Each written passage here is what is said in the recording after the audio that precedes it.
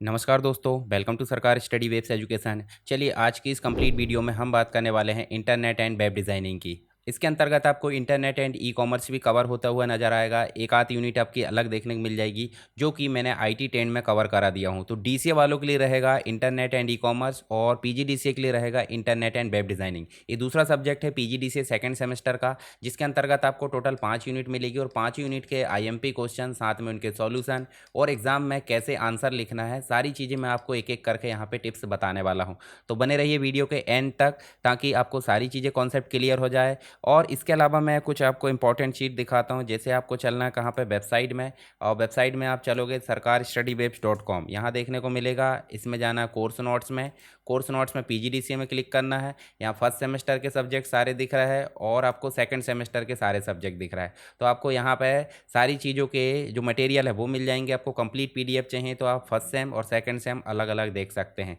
इसके अलावा आपको कंप्लीट वीडियो देखना है तो आपको देखिए यहाँ पे मैंने एग्जाम में आंसर कैसे लिखे, इसके साथ ही आपको आईटी 10 का complete video, internet and web designing का कंप्लीट वीडियो, डीटीपी है। इसके अलावा financial accounting with Tally, multimedia, Corel, Premiere, Sound Forge, सारी चीज़ें आपको देखने को मिलेगी, ASP.NET। तो आपको अपनी इच्छा अनुसार वीडियो देख लेना है। ये वीडियो बहुत ही इंपॉर्टेंट है, क्योंकि डिटेल पढ़ लोगे तो आपको ये जो रिवीजन क्लास है वो बहुत मज़ा आएगा देखने में, और सारी चीज़ें याद भी हो जाएगी। और पीडीएफ नोट्स पढ़ना ना भूले। इसकी जो मैंने वीडियो में पढ़ा है उसी की पीडीएफ नोट्स है, तो आपको सरल भाषा में रिवाइज हो जाएगा और एग्ज़ाम में आप अच्छा परफॉर्म कर पाओगे। तो चलिए यहाँ पे हम शुरू करते हैं इंटरनेट एंड वेब डिज़ाइनिंग, जिसके अंतर्गत आपको देखने को मिलेगा यूनिट फर्स्ट। यूनिट फर्स्ट बोले तो यहाँ पे टोटल आपकी मिलेगी 5 यूनिट, और 5 यूनिट में पहली यूनिट में मिलेगा आपको इंटरनेट के बेसिक, इंटरनेट के बेसिक चीज़ें मिलेगी। दूसरी यूनिट में आपको मिलेगा HTML से रिलेटेड चीज़ें। तीसरी यूनिट में मिलेगा आपको CSS प्लस जावास्क्रिप्ट की चीज़ें।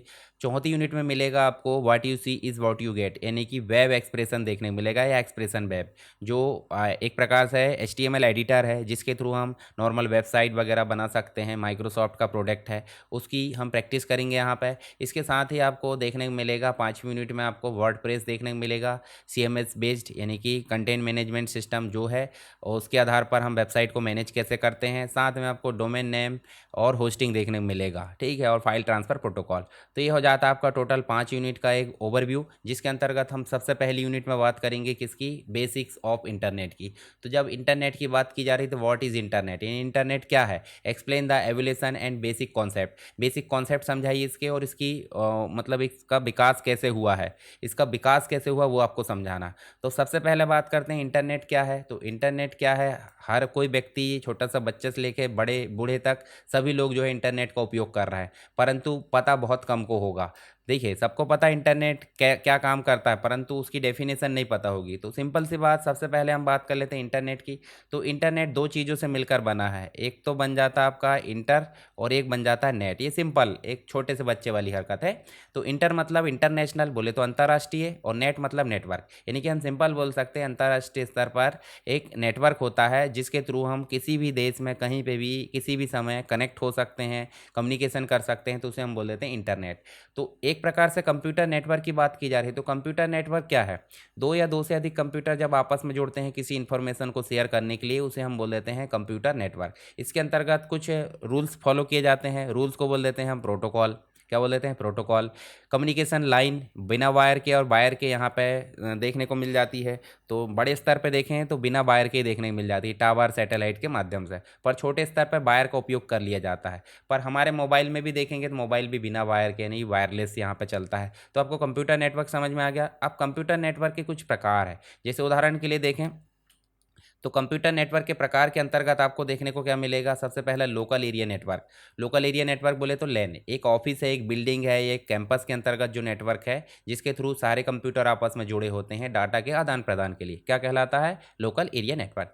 इससे थोड़ा बड़ा होता है, यहाँ आप देख सकते हैं मैन, मेट्रोपॉलिटन एरिया नेटवर्क, एक महानगर के आसपास जो कंप्लीट रूप से चलता है, यानी कि महानगर में, मेट्रो सिटी में जो चलता है, जिसके अंतर्गत बहुत सारे लैन देखने को मिल जाते हैं। एक कंपनी है, उसकी विभिन्न ब्रांचेस यहाँ आपस में कनेक्ट होती है, तो वो कहलाता है आपका मेट्रोपॉलिटन एरिया नेटवर्क। इसके अलावा देखिए कैंपस एरिया नेटवर्क भी है, बिल्डिंग, बहुत सारी बिल्डिंग है, उनके नेटवर्क, मतलब लैन का थोड़ा सा बड़ा भाई, और इसका बड़ा भाई क्या कहलाएगा, मेट्रोपॉलिटन एरिया नेटवर्क।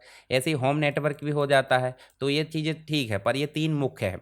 बड़े स्तर पर देखें, अंतर्राष्ट्रीय स्तर पर विभिन्न प्रकार की मैन और विभिन्न लैन यानी कि हजारों लाखों करोड़ों की संख्या में लैन और मैन आपस में कनेक्ट होकर एक बड़ा नेटवर्क बनाती है अंतर्राष्ट्रीय स्तर का, उसे बोल देते हैं वैन। और वैन का ही एक उदाहरण है जिसके अंतर्गत हम देख रहे हैं क्या, इंटरनेट। तो इंटरनेट क्या है, इंटरनेट एक वाइड एरिया नेटवर्क है जिसके थ्रू हम दुनिया में कहीं भी किसी भी समय किसी भी व्यक्ति से कनेक्ट हो सकते हैं, कम्युनिकेशन कर सकते हैं, ठीक है, नेटवर्क के माध्यम से।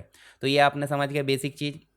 इंटरनेट के बारे में आप बेसिक चीज़ें समझा सकते हैं जो मैंने समझा है। इसके एवोल्यूशन की बात करें तो एवोल्यूशन के अंतर्गत देखें शुरुआत कहाँ से हुई।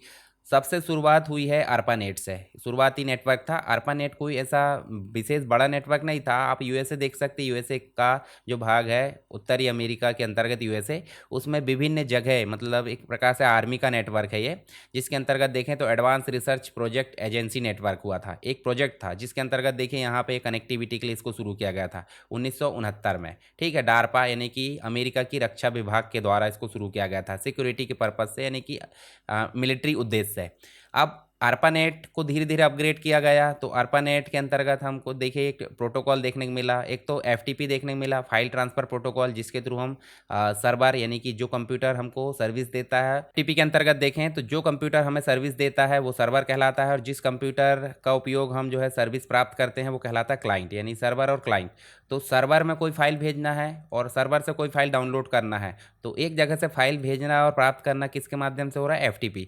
TCP/IP का मतलब जब दो कंप्यूटर आपस में जोड़ रहे हैं इंटरनेट के माध्यम से, जैसे ये दो कंप्यूटर जुड़े तो डेटा आदान प्रदान करेंगे कि नहीं। तो जब ये जुड़ते हैं और डाटा आदान प्रदान करते हैं, सबसे बेसिक जो प्रोटोकॉल रूल है वो उपयोग होता है TCP/IP। एक प्रकार के प्रोटोकॉल है, इंटरनेट का यूज़ करते समय हमें क्या करना पड़ता है, नियम को फॉलो करना पड़ता है, उन नियम को ही हम क्या बोल देते हैं, प्रोटोकॉल। तो ये प्रोटोकॉल स्टैंडर्ड है TCP/IP। TCP मतलब ट्रांसमिशन कंट्रोल प्रोटोकॉल, IP मतलब इंटरनेट प्रोटोकॉल, और FTP मतलब फाइल ट्रांसफ़र प्रोटोकॉल। चलिए अभी हम बात कर लेते हैं यहाँ पे किसकी, अगला जो टॉपिक है उसके बारे में, जिसके अंतर्गत हमको देखने को मिल जाता है 73, यानी कि 73 में क्या हुआ, एक प्रोटोकॉल बना, एक FTP बना और एक TCP बना। उसके बाद ईथरनेट देखने को मिल जाता है। ईथरनेट का मतलब क्या हो जाता है, लैन को ही ईथरनेट कहा जाता है। जैसे केबल के माध्यम से आप इंटरनेट कनेक्ट कर लेते हो, लैन कनेक्ट कर लेते हो, वो कहलाता है ईथरनेट। कब बना ये, 1976 में। 82 की बात करें तो 82 में सही में इंटरनेट यहाँ पे बन गया। इसके बाद आप देखोगे तो आपको देखने को मिलेगा, यहाँ देखिए 82 के बाद 90 में सही में यहाँ आप देख सकते हैं दुनिया भर के लिए यहाँ पे इंटरनेट तैयार कर लिया गया, जिसका नाम था वर्ल्ड वाइड वेब, यानी कि बड़े स्तर का एक डाटाबेस है जो दुनिया भर की सारी चीज़ें इसी के अंतर्गत रखी जाती है। और इसको बनाने का श्रेय किसको जाता है, टिम बर्नर ली को। इसके बाद नीचे आप देखोगे तो आपको 1994 में क्या देखने को मिला, नेटस्केप नेविगेटर देखने को मिलेगा, याहू सर्च इंजन देखने को मिलेगा, अमेजन.com जो आज की डेट में शॉपिंग वेबसाइट आप देख सकते हैं। 1995 की बात करें तो ईवे है, जावा देखने को मिला जो कि प्रोग्रामिंग इंटरनेट एप्लीकेशन के लिए, लाइकॉस है, एओएल है, सर्च इंजन, सारी चीज़ें यहाँ डेवलप होने लगी। 1998 की बात करें तो यहाँ पे आपको गूगल देखने को मिला। 99 में आप देखोगे तो आपको देखने को मिला माई स्पेस, देखें नेम स्टार। ये इसके बाद देखिए 2003 में आईट्यून है।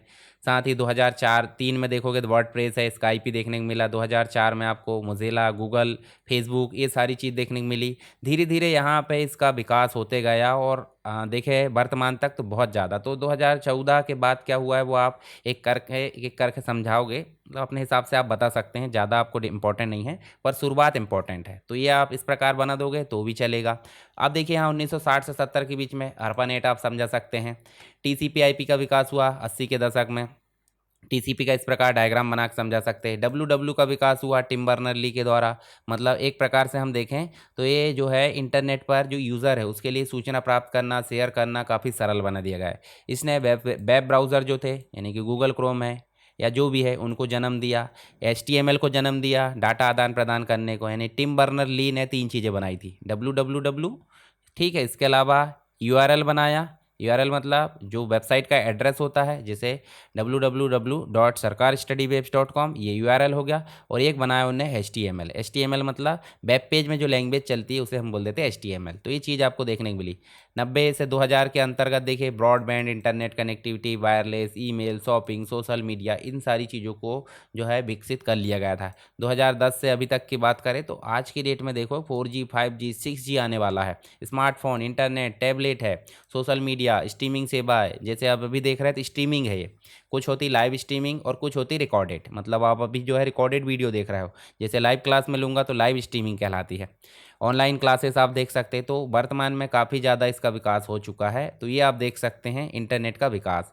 कुछ बेसिक चीज़ों की अगर बात करें तो बेसिक चीज़ों के अंतर्गत सबसे पहले जब कोई डिवाइस किसी अन्य डिवाइस से कनेक्ट होती है इंटरनेट के माध्यम से, तो उसका एक एड्रेस यहाँ पे बना दिया जाता है। मान लो ये वेबसाइट, मतलब इस मोबाइल ने किसी चीज़ को सर्च किया, मोबाइल ए ने मोबाइल बी से कोई रिक्वेस्ट की है, तो भेजेगा कैसे?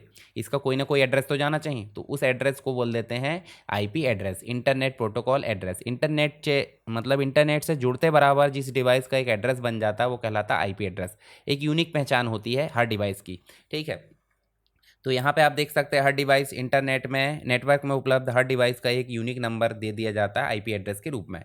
और डेटा ट्रांसमिशन के लिए यूज़ होता है TCP protocol, transmission control protocol. इसलिए एड्रेस भी होना जरूरी है, ट्रांसमिशन के लिए टीसीपी होना जरूरी है, इसलिए इस प्रोटोकॉल को टीसीपी आईपी के स्टैंडर्ड माना जाता है।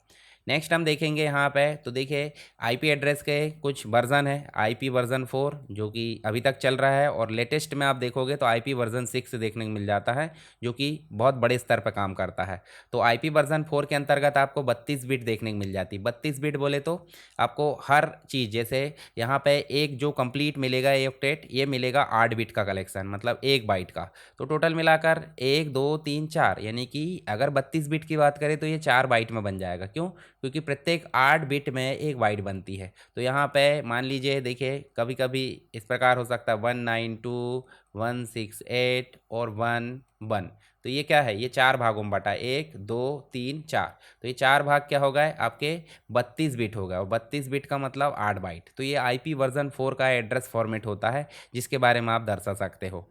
DNS, domain name system. उदाहरण के लिए हमने कुछ चीज़ सर्च की, जैसे google.com सर्च किए, तो नॉर्मली google.com तो हम पहचान रहे हैं, यूआरएल है, यूनिक है, परंतु google.com को वेब सर्वर नहीं पहचानता। तो वेब सर्वर किसे पहचानेगा? ये पहचानेगा आईपी एड्रेस को। तो आईपी एड्रेस क्या है? इस डोमेन नेम को ही नंबर में कनेक्ट, नंबर जो है नंबर में कन्वर्ट करने का तरीका है, यानी कि यूनिक बनाने के लिए आईपी एड्रेस को ही यहाँ पे लिखा जाता है। तो आईपी एड्रेस याद करना पॉसिबल नहीं है, तो उसी को डोमेन नेम डीएनएस सर्वर क्या करता है? एक नाम प्रोवाइड कर देता है अल्फ़ाबेट, इसी को हम बोल दिए google.com। ठीक है, जैसे सरकार स्टडी वेब्स .com आप जान रहे हैं, परंतु पीछे बैकग्राउंड में शायद नंबर लिखा हो 192.168.132 या जो भी है, तो इसको आप याद करोगे तो कठिन होगा। जैसे आप मोबाइल नंबर में क्या सेव करते हो? मोबाइल के कॉन्टैक्ट सेव करते हो। तो अब मुझे बताइए, आप नेम से सेव करते हो और एक होता है उसमें मोबाइल नंबर, दो चीज़ इंपॉर्टेंट है। अगर नेम नहीं भी है तो मोबाइल नंबर काम करेगा, पर आप याद क्या करते हो? नेम। नेम से आप सर्च करते हो, डायल करते हो तो मोबाइल नंबर डायल हो जाता है। ऐसे ही google.com आपने सर्च करे तो ऑटोमेटिक किसका डाटा आ जाएगा? इस आईपी एड्रेस का आ जाएगा। तो आईपी एड्रेस और नेम को कनेक्ट करने के लिए डीएनएस की ज़रूरत पड़ती है, डीएनएस सर्वर की। तो डीएनएस आपको समझ में आ गया होगा, डोमेन नेम सिस्टम। इसके बाद नेक्स्ट आपको देखने को मिलता है वेब ब्राउज़र। तो वेब ब्राउज़र क्या होता है? एक एप्लीकेशन सॉफ्टवेयर है जिसके थ्रू हम इंटरनेट या वेबसाइट को डाउनलोड कर सकते हैं, परंतु हमारे तक डाटा को लाने का काम करता है सर्च इंजन। तो सर्च इंजन जैसे गूगल आप देख सकते हैं, गूगल क्या है? एक सर्च इंजन है। और गूगल क्रोम क्या है? एक वेब ब्राउज़र है। तो मोज़िला फायरफॉक्स हो गया, गूगल क्रोम हो गया, इंटरनेट, माइक्रोसॉफ्ट एज आप देख सकते हैं, एप्पल का सफारी है, ओपेरा है, ये सब वेब ब्राउज़र है। गूगल है, याहू है, ये सब विकीपीडिया, ये सब सर्च इंजन है जो कि वेब ब्राउज़र में जानकारी को लाने का काम करते हैं वेब सर्वर से। वेबसाइट, इंटरनेट में उपलब्ध डाटा जो किस कैटेगरी में है? वेबसाइट की कैटेगरी में। इसके अंतर्गत आपको HTML देखने को मिलेगा, हाइपरटेक्स्ट मार्कअप लैंग्वेज। जो सारी चीज़ें यहाँ पर उपलब्ध है वो HTML के फॉर्म में ही है। आप जितनी भी चीज़ें देखोगे वेबसाइट में, आपको मैं दिखाता हूँ सीधे चल के। यहाँ चल के देखोगे तो इस पेज के भी बैकग्राउंड में हम चल के देखेंगे, तो राइट क्लिक करो, देखो यहाँ देखने को मिलेगा view page source. View page source देखेंगे तो यहाँ पे आपको देखिए HTML देखने को मिल रहा है। देखिए यहाँ ध्यान से HTML। तो HTML और अन्य चीज़ों को मिलाकर क्या बना दिया जाता है? एक वेब पेज बना दिया जाता है। तो ये कहलाता है आपका क्या? ये कहलाता है आपका HTML बोले तो वेबसाइट कहलाती है। वेबसाइट विभिन्न वेब पेजेस से मिलकर बनी होती है। वेब सर्वर क्या होता है? तो वेब सर्वर जहाँ, जैसे उदाहरण के लिए हमने ये देखिए लैपटॉप से कोई चीज़ सर्च की है, किसके माध्यम से? इंटरनेट, रिक्वेस्ट गई हमारी, इसका एक आईपी एड्रेस है। ठीक है, आईपी एड्रेस के थ्रू इंटरनेट में रिक्वेस्ट गई। बीच में देखिए डाटा आपका रखा कहाँ पे? डाटाबेस में, पर बीच में एक जो है सॉफ्टवेयर के रूप में, एक एप्लीकेशन के रूप में काम करता है जो कि वेब सर्वर होता है। तो वेब सर्वर मीडिएटर, यानी कि सारी चीज़ें प्रोसेसिंग कंट्रोल करता है। कुछ वेब सर्वर, डाटाबेस भी और वेब सर्वर दोनों साथ में होते हैं, पर यहाँ पे वेब सर्वर अलग है और डाटाबेस अलग है, तो दोनों चीज़ अलग अलग देखने को मिल जाती है। तो आपको लैपटॉप हम सर्च किए इंटरनेट के माध्यम से, वेब सर्वर ने उसको हैंडल किया, रिक्वेस्ट को कहाँ भेजा, डाटाबेस में, अगर है तो रिस्पांस आएगा और वापस आके हमको कहाँ मिल जाएगा, यहाँ पे। यानी कि इंटरनेट में जो हमारी रिक्वेस्ट को रिस्पांस के रूप में बदलता है वो कहलाता है वेब सर्वर, और जो हम खुद हो गए क्लाइंट। ठीक है, तो सारी चीज़ आपको इस प्रकार स्ट्रक्चर बना देना है। फिर एक हो जाता है HTTP। तो HTTP का मतलब हो जाता है हाइपर टेक्स्ट ट्रांसफ़र प्रोटोकॉल। इसका मतलब जब हम इससे कोई डाटा सर्च करेंगे, वेबसाइट सर्च करेंगे वेब ब्राउज़र के माध्यम से, तो जो हमारी रिक्वेस्ट जाएगी वो कैसे जाएगी, HTTP के माध्यम से। और HTTP दो श्रेणी में जाता है, एक HTTP नॉन सिक्योर और एक आ जाता है सिक्योर। सिक्योर मतलब SSL लेयर हो जाती है, सिक्योर सॉकेट लेयर एक सर्टिफिकेट होता है जो अलग से पे करने पे मिल जाता है। तो कभी भी आपको ध्यान रखना है इंटरनेट पे HTTPS वाली साइट को ही सर्च करना है, और अगर HTTP होगा तो रेड साइन आ जाता है वेबसाइट में। जैसे यहाँ पे देखोगे तो आप देखिए यहाँ पे आपको जो वेबसाइट है, देखिए यहाँ देखने को मिल रहा है कनेक्शन इज सिक्योर। क्यों? क्योंकि ये वेबसाइट में आपको HTTPS देखने को मिलेगा। तो यहाँ पे कनेक्शन इज नॉट सिक्योर दिखेगा, इसका मतलब वेबसाइट खतरा है। तो आप मत करना उसको सर्च, आप उसको जो है तुरंत उससे बाहर हो जाना। ठीक है, तो ध्यान रखिए इस चीज़ का, वर्तमान में वो आपके डाटा चोरी होने या बहुत सारी चीज़ों का खतरा वहाँ हो सकता है। तो ये हो गए इंटरनेट के कुछ बेसिक कॉन्सेप्ट। साथ में हमने देखे क्या, इंटरनेट मतलब इसके जो मुख्य चीज़ जो हमारे जो प्रकार है वो हमने देख लिए, और उसके बाद उसका विकास हमने देख लिया। विकास बोले तो एवोल्यूशन देख ली। आई होप आपको समझ में आ गया होगा। चलिए आगे बढ़ते हैं। नेक्स्ट क्वेश्चन हमको देखने को मिलेगा इंटरनेट और इंट्रानेट में अंतर। तो यहाँ ध्यान से देखिए, आपको तीन नेटवर्क देखने को मिल रहा है। तीन नेटवर्क कैसे, यहाँ देखिए, एक इंटरनेट देखने को मिल रहा है, एक मिल रहा है इंट्रानेट और एक मिल रहा है एक्स्ट्रानेट। तो यहाँ पे मैं मुख्य रूप से एक जो सर्कल है उसमें आपको समझा देता हूँ। सबसे पहले बात कर लेते हैं क्या, इंट्रानेट की। तो इंट्रानेट क्या है, इंटरनेट मान लो एक लैन है जिसको सिर्फ एम्प्लॉय यूज़ कर सकते हैं, मतलब प्रोटेक्टेड है एक प्रकार से, और पाबंदी है कि जुड़ा इंटरनेट से ही है पर उपयोग कौन कर सकते हैं, एम्प्लॉय लैन को। परंतु इससे थोड़ा बड़ा हो जाता है एक्स्ट्रानेट, जिसके अंतर्गत आप देखेंगे तो एक कंपनी के सप्लायर्स, अलग अलग ब्रांचेस है, कस्टमर है, ठीक है, उसके पार्टनर्स है, इन सभी लोगों के लिए, लोगों के द्वारा क्या किया जाएगा, एक प्राइवेट नेटवर्क होता है जिसको यूज़ किया जाएगा, परमिशन हमने दे दी है। तो ये थोड़ा बड़ा हो जाता है एक्स्ट्रानेट। उसके बाद पब्लिक रूप से जो यूज़ होता है वो कहलाता है इंटरनेट। तो आपको समझ में आ गया होगा किस प्रकार ये गोला आपको बना देना है, ऐसे डायग्राम बना दोगे तो सारी चीज़ें आपको अच्छे से समझ में आ जाएगी। तो इंटरनेट आप समझ गए होंगे, व्यापक नेटवर्क है, सार्वजनिक रूप से पहुंच है, इसका मुख्य उद्देश्य कम्युनिकेशन है। प्रमुख उदाहरण देखोगे गूगल है, फेसबुक, अमेजन, विकीपीडिया। पर इंटरनेट की अगर इंटरनेट की बात करोगे तो ये संगठन, ऑर्गेनाइजेशन स्तर पर काम करता है। मान लीजिए एक कंपनी का नेटवर्क है तो वो उसी के अंतर्गत काम करेगा। निजी और सुरक्षित होता है, स्पीड फास्ट होती है, इसका उद्देश्य भी संचार होता है। जैसे कंपनी का आंतरिक नेटवर्क है, कर्मचारियों के लिए डॉक्यूमेंट शेयर करना, टीम कोलैबोरेशन, या आप न्यूज़ वगैरह देख सकते हैं ब्रॉडकास्टिंग कंपनी के अंतर्गत, वो सारी चीज़ों के लिए आपको क्या देखने को मिलेगा, इंटरनेट। तो दोनों में अंतर पढ़ लेना, एग्जाम्पल के साथ में आप दर्शा देना, तो आपको नंबर काफ़ी अच्छे मिल जाएंगे। ऐसे यहाँ बोला है इंटरनेट की ग्रोथ। अब वृद्धि की बात की जा रही है। देखिए विकास कैसे हुआ वो तो ठीक है, पर वृद्धि कैसे हुई है, अगर फरवरी 2025 तक देखें, यहाँ पे डाटा आपको देखने को मिल रहा है। तो डाटा आपको देखने को मिल रहा है, सोर्स आप देख सकते हैं, देखिए यहाँ पे मेल्ट वाटर के नाम से यहाँ जो सोर्स है उसके अंतर्गत देखोगे तो ग्लोबल ओवरव्यू देखते हैं। सबसे शुरुआत देखें तो यहाँ पे देखिए 2 मिलियन, 1990 के आसपास 2 मिलियन की बात करें तो देखिए 2.6 इस प्रकार से मिलियन के संबंध में यहाँ पे यूज़र हुआ करते थे सबसे शुरुआत में। धीरे धीरे धीरे धीरे देखिए इस प्रकार से वृद्धि हुई है कि सबसे ज़्यादा वृद्धि आप देख सकते हैं 2020 के समय से उठना चालू हुई है। 20 से लेकर अभी तक देखोगे तो अभी जो कंप्लीट रूप से जो कस्टमर देखने को मिलेंगे 5.56 बिलियन देखने को मिलेंगे। ठीक है, तो ये बहुत बड़ा आंकड़ा है जो कि वृद्धि को दर्शाता है, जिसके अंतर्गत देखिए इनोवेशन, नई नई तकनीक का इनोवेशन हो गया है, रिसर्च हो गया है, जो इंडस्ट्री वगैरह इनकी सबकी भागीदारी, हर कोई व्यक्ति इंटरनेट में मिल रहा है। ठीक है, नए नए नेटवर्क, एडवांस मतलब स्पीड वाले नेटवर्क की जो है वृद्धि हुई है, इसके कारण इंटरनेट की ग्रोथ देखने को मिली। खास करके इंटरनेट की ग्रोथ किस कारण हुई है आपको समझ में आ गया होगा, मोबाइल, एंड्रॉयड मोबाइल आया है, इसके कारण इंटरनेट की ग्रोथ ज़्यादा हुई है। क्योंकि इसके पहले तो लोग बाग डिवाइस यानी कि आपको देखने को मिलेगा लैपटॉप वगैरह, कंप्यूटर, इनमें यूज़ करते थे, पर जैसे ही मोबाइल आया है तो आप देख सकते हैं इंटरनेट की ग्रोथ बहुत ज़्यादा हो गई है। तो 1960 से 70 के दशक में हमने वृद्धि मतलब हमने एवोल्यूशन देखे थे, ARPANET, इसके बारे में आप लिख देना। 90 में आपको WW देखने को मिल जाएगा। लगभग लगभग सेम आंसर है किसका, एवोल्यूशन और ग्रोथ का। तो आप उसके बारे में पढ़ लोगे तो यहाँ पे आप लिख सकते हैं। नेक्स्ट पूछा गया ISP। हमारे तक जब इंटरनेट आता है यूज़र तक तो कैसे आता है? तो इंटरनेट तो एक अंतर्राष्ट्रीय स्तर नेटवर्क है, वो सीधे थोड़ी आ जाएगा। तो एक कंपनी या संस्था हमारे तक इंटरनेट लाने का काम करती है, तो बीच में चार्जेस या फैसिलिटी वो देखने को मिल जाती हैं। तो जो कंपनी हमें इंटरनेट की सेवा प्रदान करती है उसे हम बोल देते हैं ISP, internet service provider. Internet access की सर्विस जो है प्रोवाइड करती है, ऑफर, कनेक्टिविटी सर्विसेज, अन्य चीज़ें हमको देखने को मिल जाती है, जैसे ब्रॉडबैंड आईएसपी है, डीएसएल है, केबल, फाइबर ऑप्टिक, सैटेलाइट, ये सारी चीज़ मिल जाती है। वायरलेस के अंतर्गत सेवाएं देखने को मिल जाती है, 3G 4G 5G जो हमारे मोबाइल में देखने को मिल जाती है। कनेक्शन के अलग अलग प्रकार देखने को मिल जाते हैं आईएसपी के अंतर्गत, तो इनके बारे में आप लिख सकते हैं। आईएसपी के द्वारा प्रदान की जाने वाली सेवाएं आप देख लेना, डोमेन नेम की सेवा भी ये प्रदान करती है, वेब होस्टिंग की सेवा भी, क्लाउड की सर्विसेज यहाँ देखने को मिल जाती है, ईमेल भी मिल जाता है, और इंटरनेट कनेक्टिविटी तो कोई शक की बात ही नहीं है। तो ये हो जाते हैं आईएसपी के बारे में। आप इसको समझ लेना एक बार और लिखने में सारी चीज़ें आपको और अच्छे से मतलब क्लियर हो जाएगी। मेरे हिसाब से आप एग्ज़ाम के पहले एक बार लिख कर देखें सारे आंसर को, तो आपको एग्ज़ाम में किसी प्रकार की कोई कठिनाई नहीं होगी। अब जब इंटरनेट कनेक्टिविटी की बात करते हैं तो इसके अलग अलग प्रकार होते हैं, जैसे dial up connection, broadband connection, wifi connection. साथ में आप देखोगे तो आपको देखने को मिलेंगे सेलुलर जो हमारे मोबाइल में रहता है, फाइबर ऑप्टिक आज की डेट में चलन में है, सैटेलाइट जहाँ दूरस्थ स्थान की बात करें, मतलब वायर और वायरलेस की ज़रूरत वहाँ पे मतलब एक प्रकार से पहुँच नहीं हो पाती उसके लिए।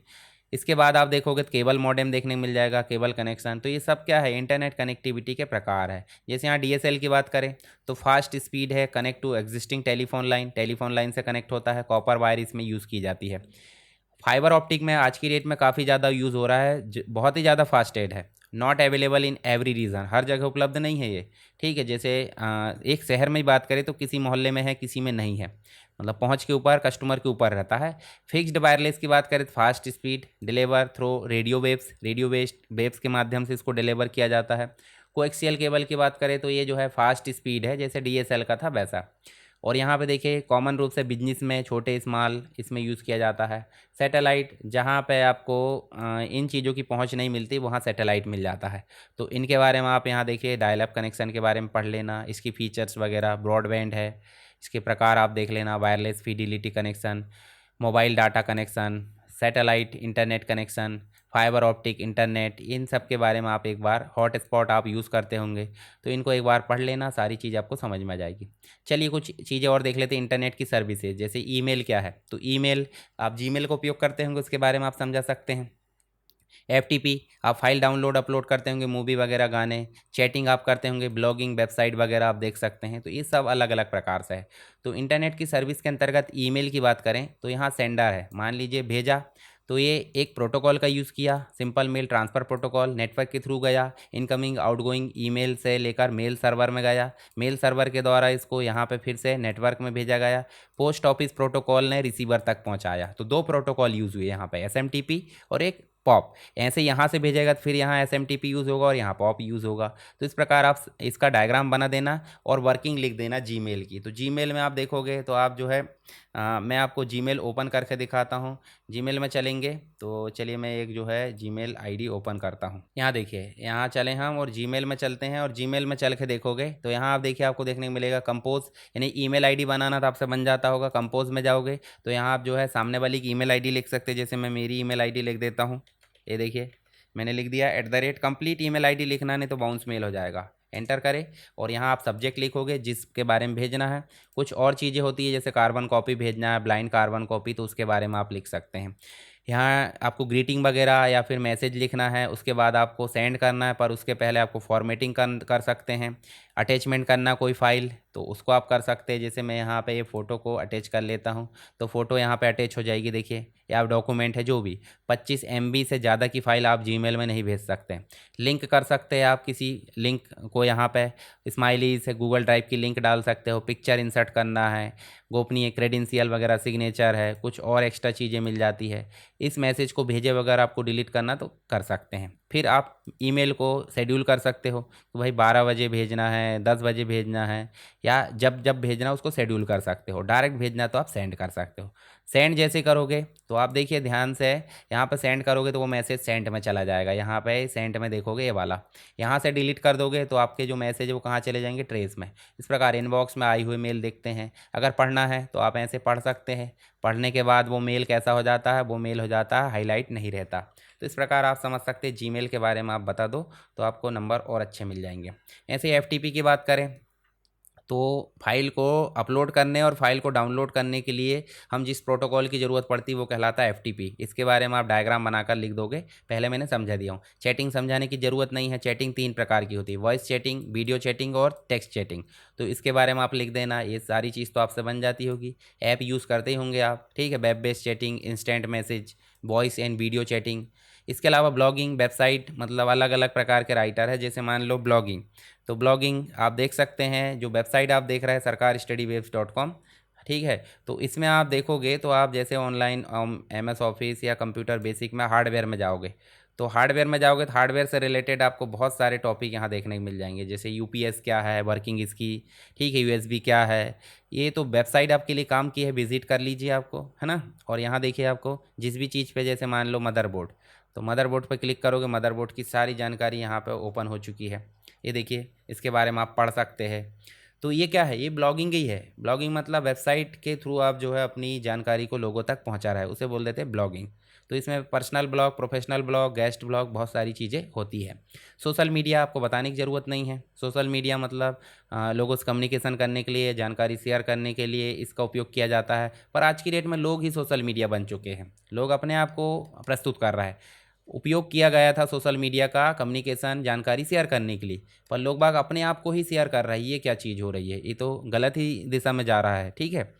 चलिए आगे चलते हैं। वॉइस ओवर इंटरनेट प्रोटोकॉल मतलब हम मोबाइल से कॉल ना करके इंटरनेट का उपयोग करके वॉइस कॉल कर ले रहे हैं या वीडियो कॉल, तो उसे बोल देते हैं वॉइस ओवर इंटरनेट प्रोटोकॉल, यानी कि VoIP या IP टेलीफोनी भी इसको बोला जाता है। स्ट्रीमिंग सर्विसेज की बात करें तो स्ट्रीमिंग सर्विसेज में आपको देखने मिलेगा यूट्यूब से, अभी आप देख रहे हो, लाइव और रिकॉर्डेड दोनों हो जाती है। कुछ गाने वगैरह Apple music, Netflix, Amazon prime, ये सब स्ट्रीमिंग की फैसिलिटी प्रोवाइड करते हैं। नेक्स्ट जो क्वेश्चन है वर्ल्ड वाइड वेब, जिसके बारे में मैंने ऑलरेडी बता दिया हूँ। मतलब वर्ल्ड वाइड वेब एक प्रकार से सूचना प्रणाली या इंफॉर्मेशन सिस्टम है, जिसके थ्रू टेक्स्ट है, ग्राफिक्स है, वीडियो है, अन्य प्रकार की जितनी भी मीडिया है उसको एक जगह से दूसरी जगह जोड़ा जा सकता है और वेब ब्राउज़र के माध्यम से इस तक आसानी से पहुंचा जा सकता है। और सर्च इंजन की बात करें, ये देखिए इसके बाद इस प्रकार का डायग्राम बना देना। और सर्च इंजन की अगर बात करें तो सर्च इंजन में क्या होता है, जो हमारे ब्राउज़र तक जानकारी लाने का काम करता है वो सर्च इंजन है। तो इनके बारे में आप लिख सकते हैं, इनके बारे में मैंने पहले भी बताया हूँ। इनके नाम लिख देना। वेब ब्राउज़र भी हमने पहले देख लिए हैं, जो कि मोबाइल डिवाइस या आपके कंप्यूटर दोनों में यूज़ किया जाता है। इनमें आप अंतर देख सकते हैं, सारी चीज़ आपको समझ में आ जाएगी। TCP/IP प्रोटोकॉल हमने देख लिए हैं। URL मतलब वेबसाइट का URL, HTTP हमने देख लिए, वेब सर्वर देख लिए। तो ये चीज़ आपकी ऑलरेडी कवर हो गई है। क्वेश्चन बनाने का तरीका अलग हो जाता है, तो आप जो है क्या कर लेना, उसको जो ऊपर पढ़े हैं उसी को रिपीट कर सकते हैं या लिख सकते हो। मैं बार बार यहाँ समझाऊंगा नहीं क्योंकि टाइम बर्बाद होगा। आप कंप्लीट वीडियो देख लेना इसका, तो और जो बची चीज़ें है वो आपकी कवर हो जाएगी। तो यहाँ जो URL होता है वो एक प्रकार से HTTP प्रोटोकॉल हो जाता है, फिर इंफॉर्मेशन सिस्टम यानी सब डोमेन हो जाता है, फिर आपका कंपनी का नाम, डोमेन नेम, और टॉप लेवल डोमेन बोले तो उसका टाइप, कमर्शियल है या फिर एजुकेशनल है, गवर्नमेंट है या जैसा भी। तो ये चीज़ आपको देखने मिल जाती है URL में। HTTP तो आपने देख लिए, HTTP एस क्या होता है और HTTP क्या होता है, सारी चीज़ें हमने पहले भी बात कर ली है। चलिए अब एक क्वेश्चन है, जब हमने इंटरनेट पढ़े हैं तो इंटरनेट के लाभ हानि बताइए। तो ये आपको पता होना चाहिए, लाभ हानि। लाभ क्या है भाई, देखे फ्लेवलेस कम्युनिकेशन मतलब बिना देरी किए कम्युनिकेशन हो जाता है। ऑनलाइन एजुकेशन देखने मिल जाता है। E-कॉमर्स एंड ऑनलाइन सर्विसेज है। एवेंडेंट ऑफ इंफॉर्मेशन, एंटरटेनमेंट मनोरंजन यहाँ देखने को मिल जाता है। सोशल नेटवर्क है, ऑनलाइन बैंकिंग है, video call and web conferencing. लाभ गिनाओगे तो कमी नहीं पड़ेगी, पर जहाँ लाभ है वहाँ पे हानि भी है, यानी कि नुकसान भी है, डिसएडवांटेजेस। तो एडिक्शन लग गई है सभी लोगों को इंटरनेट की, ये घाटा है। रॉन्ग इन्फॉर्मेशन ज़्यादा मिल रही है और उसी को लोग शेयर कर रहे हैं, ये भी दिक्कत है। पर्सनल इन्फॉर्मेशन चोरी हो रही है, तो ये सबसे बड़ी दिक्कत आप देख सकते हैं। स्पैम मेल आप देख सकते हैं, स्पैम मेल है, SMS है, और आप देख सकते हैं कि आपको व्हाट्सअप में स्पैम, बहुत सारी चीज़ें स्पैम देखने को मिल जाती है। वायरस का खतरा देखने को मिल जाता है। सेंसिटिव इन्फॉर्मेशन चोरी होने का खतरा है। टाइम तो वेस्टेज हो ही रहा है, कोई दिक्कत नहीं। 5 मिनट के लिए सोशल मीडिया में घुसो, 2 घंटे कब चले जाते हैं रील खिसका कर पता नहीं चलता। Obesity and other health issue, जब आप सोशल मीडिया में घुसे रहोगे और कहीं फिजिकल एक्टिविटी नहीं होगी तो क्या होगा, अनावश्यक फैलोगे, यानी कि मोटापा बढ़ेगा, हेल्थ से रिलेटेड डिसीज़ होगी। तो ये सारी चीज़ क्या है, इंटरनेट के ही तो देन है। इंटरनेट से संबंधित यहाँ पे आपको देखने मिलेगा बहुत सारे घाटे और बहुत सारे फ़ायदे। तो ये चीज़ आप यहाँ पे देख लेना, अपने हिसाब से भी आप इसको लिख सकते हैं। तो देखिए यहाँ पे आपको डिटेल में भी लिखा है, जो आप पढ़ लेना तो आपको और चीज़ें क्लियर हो जाएगी। तो यहाँ पे हमने बात करें यूनिट फर्स्ट की। यूनिट फर्स्ट में सारे क्वेश्चन जो बन सकते हैं और जो पुराने ईयर्स में आए हुए हैं उन सारी चीज़ों को हमने यहाँ डिस्कस करें, और लिखने का तरीका मैंने बताया सॉल्व करके, तो आपको समझ में आ गया होगा। वीडियो को लाइक नहीं किया तो लाइक कर दीजिए, अपने दोस्तों के साथ शेयर कीजिए ताकि सभी का इसका फ़ायदा हो उठा सके ये वीडियो का।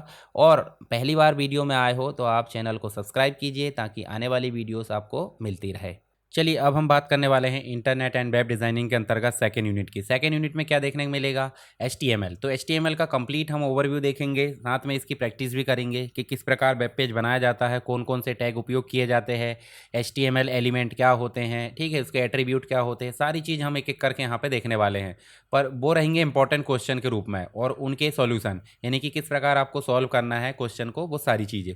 तो सबसे पहला क्वेश्चन देखिए, HTML क्या है। HTML के बारे में बताइए, इसके संस्करण यानी वर्जन कौन से है और इसके स्ट्रक्चर को समझाइए। तो यहाँ 3 चीज़ें पूछ ली गई है। सबसे पहले बात कर लेते हैं HTML की। तो देखिए HTML जो है 4 शब्द यहाँ देखने को मिल जाते हैं। HTML यानी कि hyper text markup language. Hyper का मतलब क्या हो जाता है, रेफरेंस या लिंक, यानी कि जब भी हम गूगल ओपन करते हैं तो हमें क्लिक करने के लिए एक प्रकार से हैंड साइन देखने को मिल जाता है, यानी कि क्लिक करते हैं तो वो लिंक कहीं ना कहीं डेस्टिनेशन पर लेकर जाती है। तो डेस्टिनेशन पर जो भी लिंक ले जाएगी वो कहलाएगी हाइपर लिंक। क्या कहलाएगी, हाइपर लिंक। और हाइपर लिंक से उपलब्ध टेक्स्ट को क्या बोल देते हैं, हाइपर टेक्स्ट बोल देते हैं। यानी टेक्स्ट तो आप समझ गए, यानी कि जो टाइप किया हुआ है पर उसके ऊपर हमने क्या लगा दिए, लिंक। लिंक लगा दी तो क्या बन गई वो, हाइपर लिंक। और मार्कअप का मतलब हो जाता है प्री डिफाइन, यानी कि टेक्स्ट जो है इसके अंदर लिखे जाएंगे। जैसे मान लीजिए हमको HTML ही लिखना है तो हम HTML कैसे लिख रहे हैं, टैग में, यानी कि लेस देन और ग्रेटर देन दोनों के बीच में, इसी को बोल देते हैं मार्कअप। और लैंग्वेज का मतलब हो जाता है कम्युनिकेशन के लिए उपयोग किए जाने वाला एक माध्यम, यानी कि एक जगह से दूसरी जगह अगर हमको कुछ चीज़ भेजना है, प्राप्त करना है, कम्युनिकेशन के लिए हमको किसकी जरूरत पड़ रही है, लैंग्वेज की। तो हाइपर टेक्स्ट मार्कअप लैंग्वेज को ही हम क्या बोल रहा है, HTML बोल रहा है। तो HTML के बारे में आप लिख सकते हैं। इसमें बेसिक चीज़ अगर देखें तो इसके कुछ वर्जन हम देख सकते हैं। वर्जन सबसे पहले 1.0 यानी 1991 में हमको देखने को मिल जाता है। इसमें मूलभूत बेसिक टैग थे, जैसे हेडिंग है, पैराग्राफ है, लिंक है। इसके अलावा 2.0 आया 1995 में, 3.2, 4.01 XHTML आया, और अभी वर्तमान में 2014 से क्या चल रहा है, HTML5 चल रहा है। डॉक टाइप नाम से हमको देखने को मिल जाता है, जैसे डॉक टाइप से अगर ये इंडिकेट हो रहा है तो HTML5 है। तो यहाँ धीरे धीरे इसकी फैसिलिटीज़ बढ़ते गई, फीचर्स बढ़ते गए, और आज की डेट में देखोगे तो हम वर्तमान में जो है बहुत सारी चीज़, जैसे multimedia, audio video, semantic tag है, कैनवास है, मोबाइल रेस जो रिस्पॉन्सिवनेस होती है, यानी कि क्लिक करने पे कुछ काम करना चाहिए, या फिर मोबाइल और लैपटॉप के लिए एक जैसी थीम, तो ये सारी चीज़ डिफाइन हो जाती है HTML5 में। तो ये कुछ वर्जन है इसके जो आप देख सकते हैं, एग्जाम में लिखने के लिए काफ़ी हेल्प होगी। इसके अलावा हम देखिए यहाँ पे स्ट्रक्चर की बात कर लेते हैं, HTML का स्ट्रक्चर। तो HTML के स्ट्रक्चर की अगर बात करें तो कुछ इस प्रकार से हम जो है बेसिक संरचना लिखते हैं। जैसे यहाँ देखिए आपको डॉक टाइप मैंने बताया था HTML, तो ये जो है HTML5 को इंडिकेट करता है। उसके बाद शुरुआत जो टैग है वो है HTML। अब यहाँ नियम ये कहता है HTML में कि जो चीज़ एक बार लिखी जा रही है वो पेयर में आती है। पेयर का मतलब हो जाता है जोड़े में, यानी कि कोई भी चीज़ आपको जो है जोड़े में लिखी जाएगी। जैसे एक टैग शुरू हुआ है तो उसी का क्लोजिंग टैग भी देखने को मिलेगा। क्लोजिंग टैग में क्या हो जाता है, स्लैश लग जाता है। तो जैसे HTML टैग लगा है, अच्छा जो टैग सबसे पहले शुरू हुआ वो सबसे लास्ट में बंद होगा, ये भी है। तो HTML टैग सबसे पहले शुरू हुआ तो सबसे लास्ट में बंद हुआ, किसके माध्यम से, स्लैश के माध्यम से। इसके बाद दूसरा हुआ हेड टैग। तो हेड टैग जो है एक प्रकार से हेडर को कंटेन करता। मैं आपको समझाता हूँ, जैसे उदाहरण के लिए यहाँ हम एक वेब पेज बना रहा है, तो वेब पेज डिस्प्ले होगा कहाँ पे, वेब ब्राउज़र में। तो इसका एक टाइटल भी आएगा कि भाई वेब पेज का नाम क्या है, फर्स्ट वेब पेज है, सेकंड वेब पेज है, जो भी। तो ये जो हो गया आपका क्या हो गया, टाइटल। क्या हो गया, टाइटल। और टाइटल कहाँ कंटेंट होता है, हेडर में। मतलब हेडर जो है क्या कंटेंट करेगा, टाइटल को। बीच में जो होगी वो कंप्लीट होगी आपकी बॉडी, और बॉडी में सारी चीज़ें लिखी जाती है। जैसे हम वेब पेज में चल के देखें तो वेब पेज में हम चलेंगे, यहाँ पे देखने को मिल रहा है। तो ध्यान से देखिए, जो ऊपर दिख रहा है बसेस ऑफ कंप्यूटर मदरबोर्ड, तो यहाँ पे आपको देखने को मिलेगा क्या, ये हेडर है, यानी टाइटल है। टाइटल, हेडर, जो भी चीज़ हो, मेटा इन्फॉर्मेशन, सारी चीज़ यहीं रहती है। और बीच में जो मटेरियल दिख रहा है वो क्या कहलाता है आपका, वो कहलाती बॉडी। और बॉडी को हम इंस्पेक्टर का देख सकते हैं, यहाँ पे भी ये इंस्पेक्ट करके देखेंगे तो यहाँ पे देखिए आपको देखने को मिलेगा बॉडी। ये देखिए बॉडी में सारा कंटेंट देखने को मिल जाता है जो भी हमको बीच में दिख रहा है। तो आप समझ गए होंगे बॉडी और हेड का क्या मतलब महत्व है। तो HTML तो डिफाइन करता है कि वेब पेज बन रहा है, तो ये हो गया कंप्लीट HTML। फिर हेड क्या डिफाइन कर रहा है, टाइटल को कंटेंट करता है। CSS यहाँ लिख सकते हैं हम, जावास्क्रिप्ट लिख सकते हैं, कुछ मेटा इन्फॉर्मेशन जो किसी अदर डॉक्यूमेंट की इन्फॉर्मेशन होती है वो हम यहाँ लिख सकते हैं। तो सारी चीज़ हमको लिखना पड़ता है हेड में। टाइटल लिखे हैं तो फर्स्ट वेब पेज लिख दिए, उसके बाद हेड को क्लोज कर दिए क्योंकि टाइटल यहाँ पर क्लोज हो जाता है। फिर हमने देखे बॉडी, तो बॉडी में हम सारे कंटेंट लिखते हैं, जितने भी डिस्प्ले कराने वाले एलिमेंट होते हैं वो सब बॉडी में लिखे जाते हैं। जैसे कि H1 यानी हेडिंग टैग लिख दिए, पैराग्राफ टैग लिख दिए, और वगैरह बहुत सारी चीज़ें हो सकती है। इसका डिस्क्रिप्शन यहाँ पे दिया हुआ है, आप इसको एक बार पढ़ लेना, सारी चीज़ें आपको समझ में आ जाएगी। चलिए नेक्स्ट क्वेश्चन यहाँ देखने को मिल जाता है HTML के अंतर्गत। HTML के सिंटेक्स को समझाइए, इसके टैग को समझाइए, इसके एट्रीब्यूट को समझाइए। सबसे पहले देखिए HTML का सिंटेक्स क्या बोलता है। HTML का सिंटेक्स जिसे हमने अभी एक बार समझ लिया है कि स्ट्रक्चर के अंतर्गत हमको HTML5 वर्जन को इंडिकेट करता है। दूसरा रूट एलिमेंट है जो कि HTML से शुरू होता है और बंद उसका /HTML से होता है। हेड जो है एक प्रकार से मेटा डेटा और पेज के जो टाइटल है, मेन चीज़, उसको कंटेन करके रखता है। बॉडी में सारे कंटेंट को होल्ड करता है, जैसे हेडिंग हो गई, पैराग्राफ हो गई, सारी चीज़। तो आप इस प्रकार अगर दर्शा दोगे एग्जाम में तो आपको काफ़ी अच्छा मतलब नंबर मिलने वाले हैं। इसके अलावा जो है HTML के टैग की अगर बात करें तो HTML के टैग एक प्रकार से कीवर्ड्स होते हैं, यानी कि पहले से डिफाइन होते हैं, जो ब्राउज़र को यह बताते हैं कि कंटेंट में क्या दिखाया जाएगा। उदाहरण के लिए अगर हम यहाँ मान लो क्या देख रहा है HTML के टैग, तो H1 से लेकर H6 तक क्या दर्शाते हैं, ये दर्शाते हैं हेडिंग को। यानी कि H1 आप लिखते हो और इस बीच में जो भी लिखते हैं तो हेडिंग 1 में शो होगा, और ये इसको क्लोज कर दो। उसके बाद जो है H1 H2 H3 ऐसे P लिखोगे तो पैराग्राफ आएगा, ऐसे ही A लिखोगे और HREF लिखोगे तो क्या आएगा, आपका हाइपर लिंक आएगा। एंकर टैग बोलते हैं इसे। IMG इमेज को जोड़ने के लिए। BR, यहाँ से अगर लाइन ब्रेक करना है तो आप क्या लगा दो, सीधे BR टैग लगा दो। और ध्यान से देखिए हर एक टैग जोड़े में आ रहा है, परंतु IMG टैग आपका जोड़े में नहीं आता, BR टैग आपका जोड़े में नहीं आता। ये एम्प्टी टैग कहलाते हैं, एम्प्टी एलिमेंट कहलाते हैं। एलिमेंट क्या होते हैं आगे देखने वाले हम। इसके अलावा यहाँ बहुत सारे और टैग हैं जो कि HTML के अंतर्गत किसी भी चीज़ को शो कराने के लिए काम करते हैं। मतलब बिना टैग के HTML में हम कोई भी काम नहीं कर सकते। तो HTML के अब एट्रीब्यूट की अगर बात करें तो एट्रीब्यूट क्या है। जब हम इमेज शो कराते हैं तो इमेज शो कराते हैं तो हमको एक लिंक देना होता है जिसका नाम है, मतलब एट्रीब्यूट के रूप में हमको एक लिंक देना होता है। तो ये हो गए एट्रीब्यूट। क्या हो गए, एट्रीब्यूट, यानी SRC क्या हो गया, एट्रीब्यूट। और इसकी वैल्यू जो हो गई 1.jpg, यानी कि ये हो गई इसकी वैल्यू। क्या हो गई ये वैल्यू। तो ये कंप्लीट रूप से इसका एट्रीब्यूट कहलाएगा। ऐसे ही आल्ट में हमने क्या दे दी, एक प्रकार की इमेज है, तो क्या कहलाएगा, एक एट्रीब्यूट कहलाएगा। और ये कंप्लीट IMG से लेकर यहाँ तक का जो कंप्लीट चीज़ें है वो कहलाता है क्या, आपका HTML का एलिमेंट। तो आपको HTML के टैग समझ में आ गए, उसका एट्रीब्यूट समझ में आ गया, उसके बाद कंप्लीट चीज़ें जो लिखे वो एक प्रकार से एलिमेंट कहलाता है। उदाहरण के लिए एक चीज़ और देखते हैं, जैसे मान लो H1 हमने लिखे और यहाँ हमने लिख दिए क्या, हेडिंग, और यहाँ H1 को हमने क्लोज भी कर दिए। तो ध्यान से देखिए यहाँ पे स्टार्टिंग टैग आया, यहाँ पे आया आपका टेक्स्ट, और यहाँ पे आया स्टॉप टैग यानी कि एंडिंग टैग। तो देखिए स्टार्टिंग, टेक्स्ट और एंडिंग, तीन चीज़ मिलकर क्या बन रही है, HTML का एलिमेंट बन रही है। तो हर चीज़ अपने आप में एक एलिमेंट है। तो जैसे P अपने आप में एलिमेंट है, A अपने आप में एलिमेंट है, पर कुछ एम्प्टी एलिमेंट होते हैं। एम्प्टी बोले तो जिसमें स्टार्टिंग टैग बस होता है, एंडिंग टैग नहीं होता, जैसे इमेज टैग है, BR है, ये सब जो है स्टार्टिंग टैग में एंड हो जाते हैं। तो यहाँ ध्यान से देखिए, जैसे हम मान लो टैग ले रहे हैं तो टैग का नेम आता है, फिर एट्रीब्यूट आता है, एट्रीब्यूट की वैल्यू क्या लेना है। जैसे मान लीजिए अलाइनमेंट लेना है तो सेंटर लेना है, लेफ्ट लेना है, जस्टिफाई, ये देखने को मिल जाता है। इसके अलावा आप देखोगे तो आपको देखने को क्या मिल जाता है, IMG। तो IMG के लिए IMG SRC, जो इमेज लेना वो लिख दिए।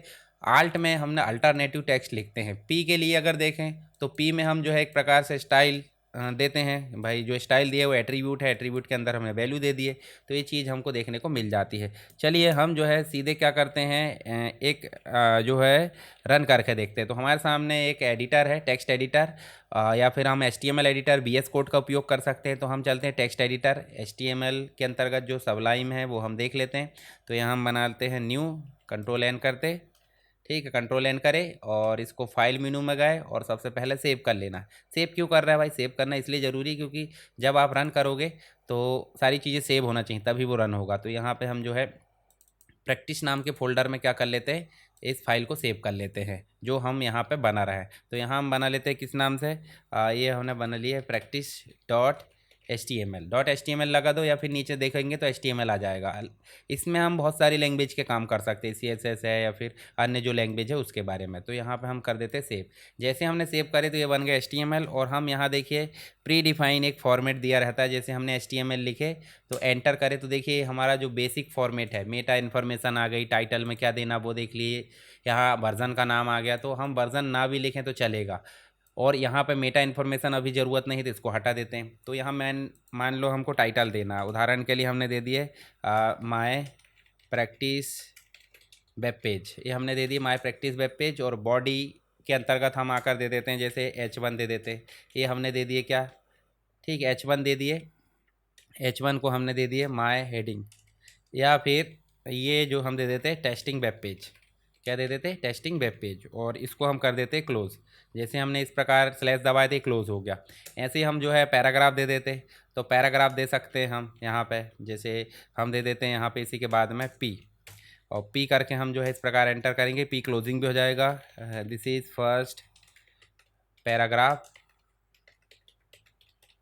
फॉर HTML ट्यूटोरियल, इस प्रकार हम जो है कुछ भी लिखा है और एंटर कर देते हो। इमेज लाना है तो हमको क्या लगाना पड़ता है, IMG, और IMG जैसे लगाया तो हमको पता है एट्रीब्यूट इसका कंपलसरी वाला है SRC।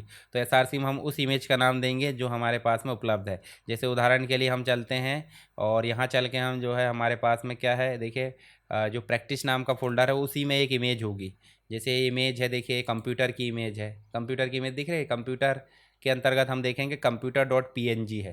तो चलिए इसी को सिंपल लिख देते हैं। ये कहाँ रखी, ध्यान से देखिए, प्रैक्टिस के अंदर ही हमने क्या सेव किए हैं, ये देखिए practice.html, और इसी के साथ में क्या रखा है यहाँ पे कंप्यूटर। ऐसे PNG भी रखी हुई है और कुछ, जैसे PNG, ये देखो RGB वाली, जैसे RGB वाली PNG लाते हैं हम, तो ये क्या है RGB.png हम लिख देते हैं। तो यहाँ पे जो भी आप लिखोगे वो आपका डिस्प्ले हो जाएगा। तो हम लिख देते हैं RGB.png, और इसका साइज़ वगैरह दे सकते हैं आप। इसके और एट्रीब्यूट है, जैसे बिट हम दे सकते हैं भाई 300 पिक्सल होना चाहिए, ठीक है। आल्ट टेक्स्ट हम दे सकते हैं, आल्ट टेक्स्ट दोगे तो यहाँ लिख सकते हैं हम कि भाई RGB है ये, मतलब जब इमेज डिस्प्ले नहीं होगी तो RGB डिस्प्ले होगा। आप सीधे हमको डायरेक्ट लोकेशन में जाकर इसको रन कर सकते हैं, या राइट क्लिक करके आप जाओगे तो ओपन इन ब्राउज़र में जाके आप क्या कर सकते हैं, इसको रन कर सकते हैं। तो जो भी हमने काम किए वो दिख रहा है, ध्यान से देखिए। ये देखिए testing web page, main heading, paragraph दिख गया आपको। उसके बाद क्या दिख रहा है आपको, एक इमेज दिख रही है जो हमने डिस्प्ले कराया है। तो यहाँ पे बेसिक चीज़ें हमने देखे कि कैसे HTML वेब पेज हम बनाते हैं और बनाकर इसको रन कैसे करते हैं, इसके स्टेप्स पूछा जाएगा तो आपसे बन जाना चाहिए। अब हम एक ओवरव्यू देख लेते हैं सारे टैग का। ये चीज़ आपको रन कराते बन जाएगी, सिर्फ आपको बॉडी में टैग को लिखते जाना है। अब यहाँ बात की जा रही है कि HTML में टेक्स्ट, इमेजेस, लिंक, कलर को पेज में कैसे ऐड करते हैं। तो जब टेक्स्ट की बात हो तो हेडिंग 1 से लेकर हेडिंग 6 तक आप खुद कर सकते हैं। देखिए लेवल 1, लेवल 2, लेवल 3। ऐसे ही आप बोल्ड, यानी कि बोल्ड के लिए क्या करोगे, आप सामने लगाओगे B और बीच में लिखोगे जो भी टेक्स्ट और लास्ट में कर दोगे B, तो ये हो जाएगा बोल्ड। ऐसे ही आप I लगाओगे तो क्या हो जाएगा, इटैलिक। ऐसे आप U लगाओगे तो अंडरलाइन हो जाएगा। ऐसे आप इस मतलब जो है स्ट्राइक करोगे तो बीच में से क्रॉस हो जाएगा। सुपर स्क्रिप्ट के लिए आप क्या लगा सकते हो, SUP लगा सकते हो, और सब स्क्रिप्ट के लिए SUB लगा सकते हो। तो ये हो जाते हैं कुछ टैग जो कि फॉर्मेटिंग टेक्स्ट के लिए उपयोग किए जाते हैं। स्ट्रॉन्ग भी लगा सकते हैं आप। तो देखिए कोडिंग लिखी है, कोडिंग लिखना ना भूले एग्जाम में, ठीक है। जब आप एग्जाम्पल बनाओ तो ये कोडिंग या जो प्रोग्राम है सरल है, इसको लिखना ना भूले। इससे क्या होगा, आपका जो आंसर है वो इफेक्टिव लगेगा, ठीक है। अब इमेज को कैसे जोड़ते हैं, तो इमेज में मैंने बताया ना, IMG टैग लगाते हैं, SRC एट्रीब्यूट लगाते हैं, उसके अंदर हम जो फाइल देना है वो लिख दिए। फाइल का नाम वही होना चाहिए जो आपके सोर्स में रखा हुआ है। उसके बाद अल्टर में अल्टरनेटिव टेक्स्ट देते हैं, यानी कि इमेज का डिस्क्रिप्शन होता है। तो हमने इन चीज़ों को मिलाकर क्या बना दिए, इमेज का एक एलिमेंट हो गया इमेज टैग का। तो इसको दिखाने के लिए देखिए एक लाइन बस को याद रखना आपको, जैसे मान लो एग्जाम में क्वेश्चन आया है कि इमेज को समझाइए, तो आपको पूरा तो एज इट इज़ है बार बार लिखना पड़ रहा है, तो ये आप लिख दीजिए इमेज में, और यहाँ हेडिंग में डाल दीजिए इमेज टैग, और यहाँ आप इमेज को डिस्प्ले करा दीजिए। तो उससे क्या होगा, आपका पूरा जो कोडिंग है वो तो बार बार आपको याद हो ही जाएगी, बस एक लाइन याद करना है। मतलब इमेज पूछा है तो इमेज के लिए याद कर लो, हेडिंग पूछा है तो आप H1 से लेकर H6 तक देख लो, बोल्ड इटैलिक अंडरलाइन उसके लिए अलग। मतलब ऊपर और नीचे का जो मटेरियल है वो सेम रहेगा, बीच का जो एक दो लाइन है वो चेंज हो रहा है, और आपका पूरा एग्जाम्पल एज इट इज़ बन जा रहा है। तो आपको बहुत ही आसानी से ये जो है एग्जाम्पल आप बता सकते हैं। अब लिंक की बात कर लेते हैं, लिंक में ये लाइन बस जुड़ जाएगी, बाकी चीज़ें सेम रहेगी। लिंक क्या काम करता है ध्यान से देखिए, तो लिंक मतलब एंकर टैग ए से इंडिकेट करते हैं। तो HREF इसका जो है एट्रीब्यूट है, उसके अंदर हमने फाइल का नाम दे दिया। जैसे हमको लिंक करना क्या, www.sarkarstudywebs.com। ठीक है, जब भी हम यहाँ पे जो टेक्स्ट लिखा है इस पर क्लिक करें गो या ट्यूटोरियल कंप्यूटर, तो यहाँ पे ये www.sarkarstudywebs.com में चले जाए।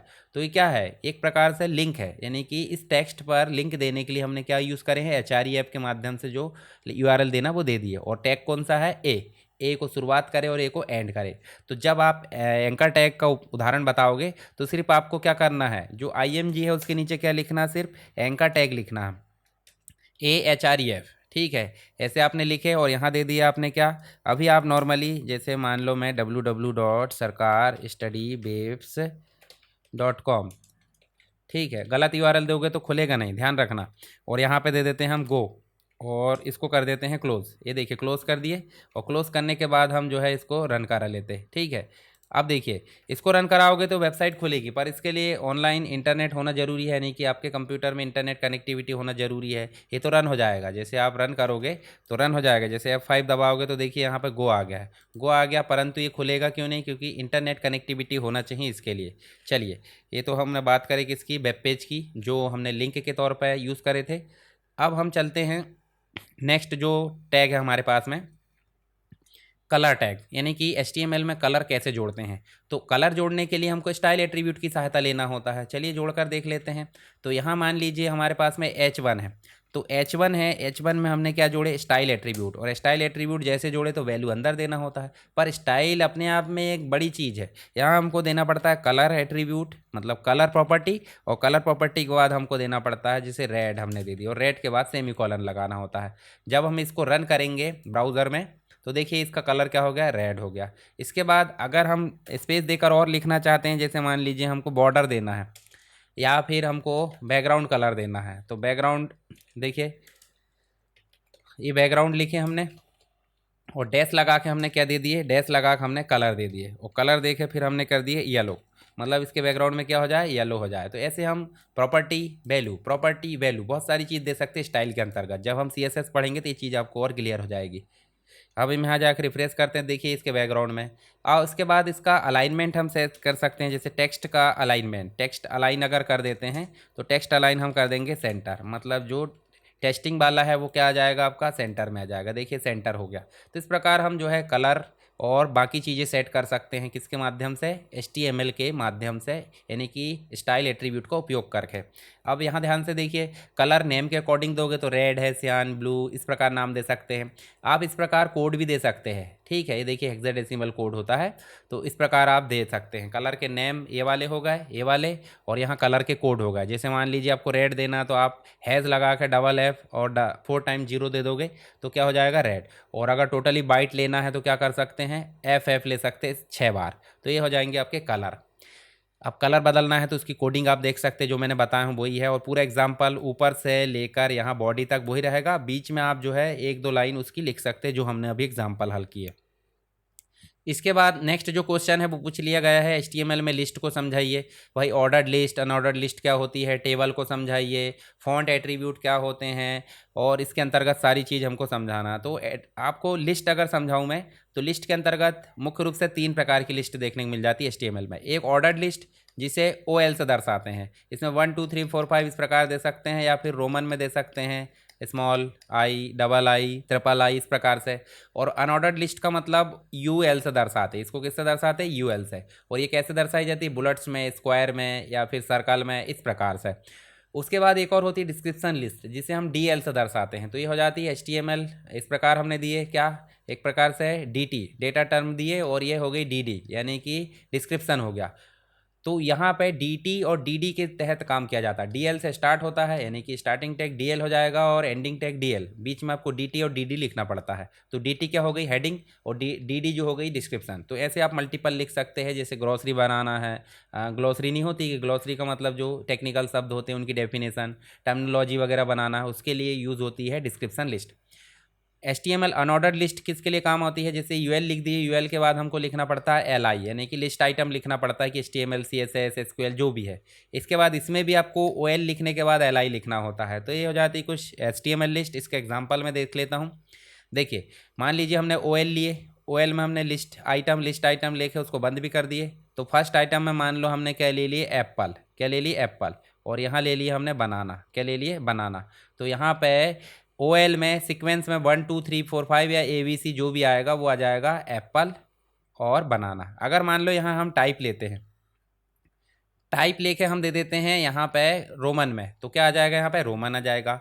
उसके बाद इसका एग्जांपल आप बना सकते हैं। अनऑर्डर्ड लिस्ट की बात करें तो बुलेट्स के फॉर्म में बाय डिफ़ॉल्ट आता है, यूएल लेते हैं, सेम एज वैसे ही चीज़, यानी कि एल आई लेना है और इसमें आपको बुलेट्स दिखेगा, यानी कि गोल सर्कल में आपका क्या जाएगा, एक एप्पल, और दूसरे गोल सर्कल में क्या जाएगा, बनाना। पर आप यूएल में टाइप दे देते हो, मान लीजिए टाइप दे दिए, तो यूएल में टाइप अगर दे दिए तो टाइप में क्या दे दिए, मान लीजिए आपने स्क्वायर, क्या दे दिए, स्क्वायर।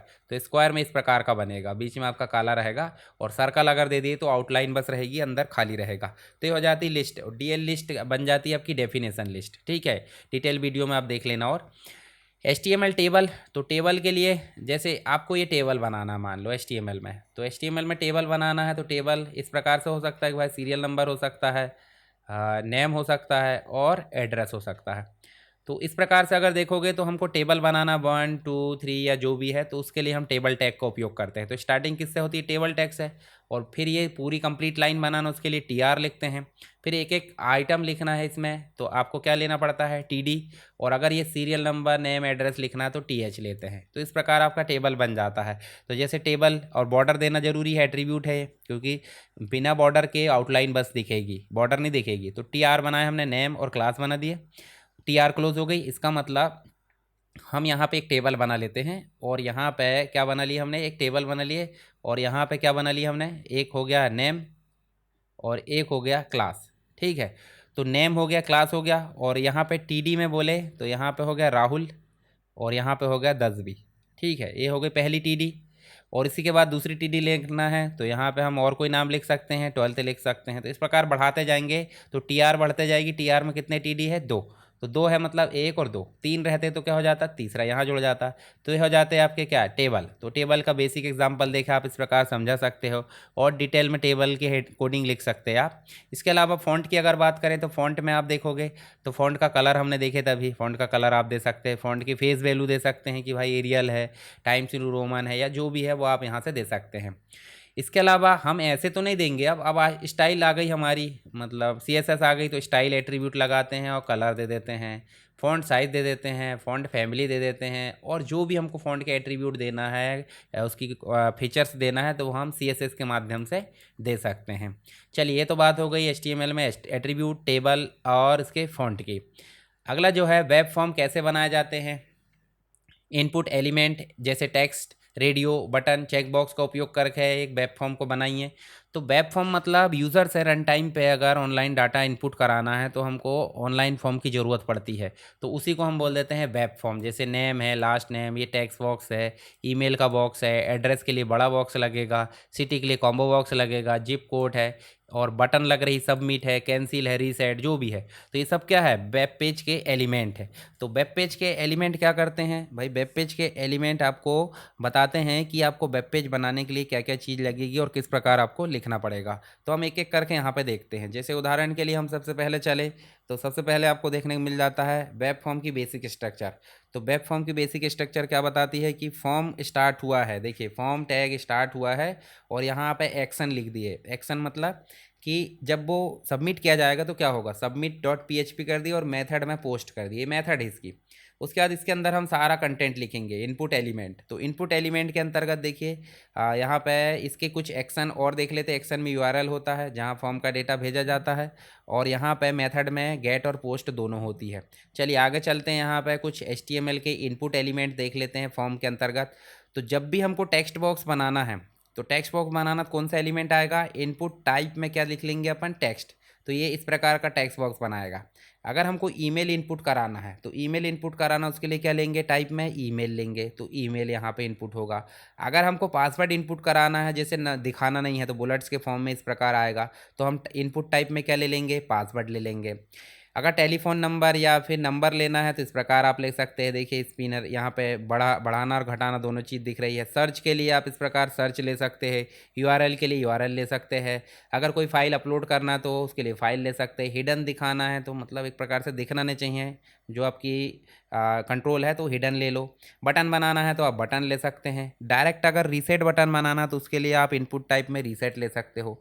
अगर डायरेक्ट सबमिट बटन बनाना है तो उसके लिए आप सबमिट ले सकते हो। इसके बाद और दूसरी चीज़ और देखने को मिल रही है, रेडियो बटन बनाना, तो आप देखिए इस प्रकार से रेडियो बटन बना सकते हैं। चेक बॉक्स के लिए आप चेक बॉक्स ले सकते हैं, मल्टीपल आइटम में से मल्टीपल को सिलेक्ट करना। रेंज अगर लेना है देखिए स्लाइडर वगैरह तो इस प्रकार ले सकते हैं रेंज। इमेज के लिए आप इमेज जो टाइप है वो ले सकते हैं। कलर के लिए कलर ले सकते हैं। मंथ है, डेट है, टाइम है, वीक है, ये सारी चीज़ आप यहाँ पे ले सकते हैं। पर मुख्य मुख्य हमारे पास में कुछ कॉमन एट्रीब्यूट होते हैं, मतलब कॉमन एलिमेंट होते हैं। जैसे सिंगल लाइन टेक्स्ट अगर दर्शाना तो हमने क्या ले लिए, input type text.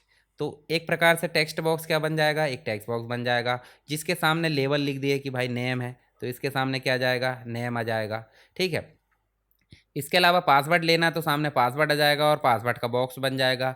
Radio button के लिए गोले बन जाएंगे, ऑप्शन बटन बोलते हैं इनको। एक को क्लिक करना होता है, किसी एक को, सभी को सेलेक्ट नहीं कर सकते। ऐसे चेक बॉक्स बना सकते हैं। तो चेक बॉक्स के लिए आप क्या लिखोगे, इनपुट टाइप में चेक बॉक्स लिख दोगे। ठीक है। ड्रॉप डाउन लिस्ट के लिए क्या ले लोगे, सेलेक्ट। और सेलेक्ट में क्या दे दिया आपने, ऑप्शन। ऑप्शन में दिल्ली, मुंबई, कोलकाता, जो भी। तो इस प्रकार से कॉम्बो बॉक्स बन जाएगा। कैसे बनेगा, इस प्रकार से देखिए यहाँ पे आपने छोटा सा बटन देखे होंगे, जब आप इसको क्लिक करते हैं तो नीचे छिंदवाड़ा, भोपाल, जबलपुर ऐसे दिखते हैं और जो सेलेक्ट कर लेते हैं वो यहाँ दिखने लगता है। इसको बोल देते हैं ड्रॉप डाउन लिस्ट, यानी कि कॉम्बो बॉक्स, या फिर आप देख सकते हैं जिसमें बहुत सारी आइटम्स होते हैं।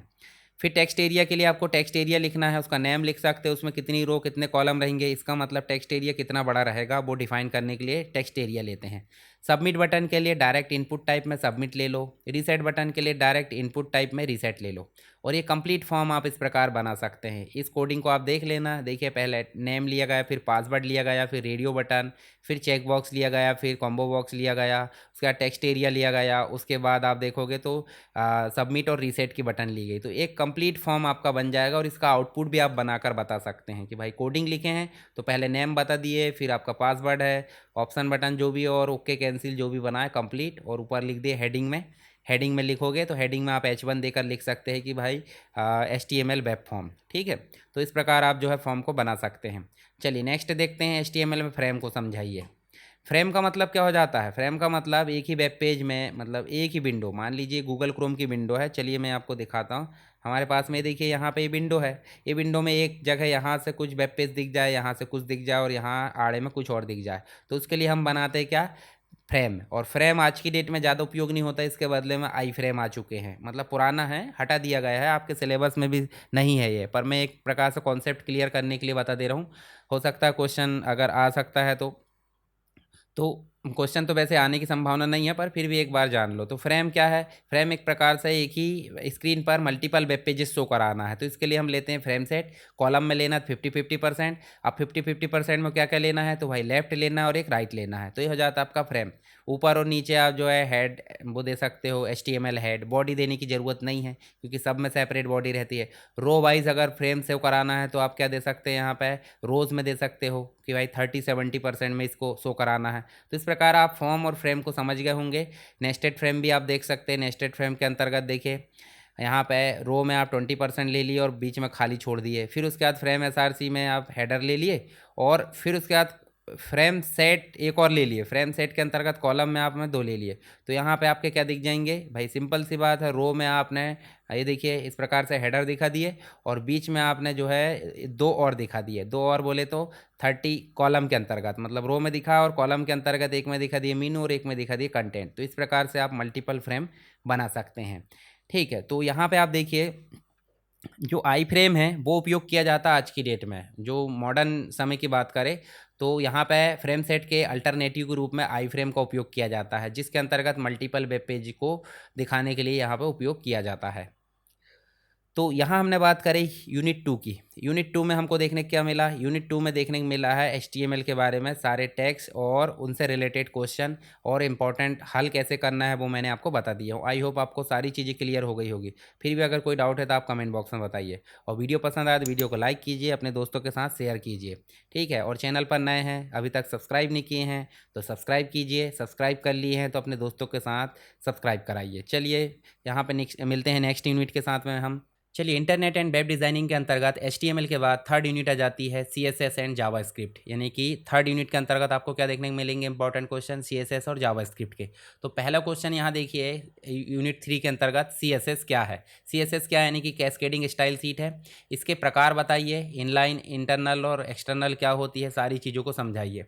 अब देखिए, जब हम वेब पेज बनाते थे तो वेब पेज में सिर्फ स्ट्रक्चर बनाते थे। क्या बनाते थे, स्ट्रक्चर, किसकी सहायता से, HTML की सहायता से।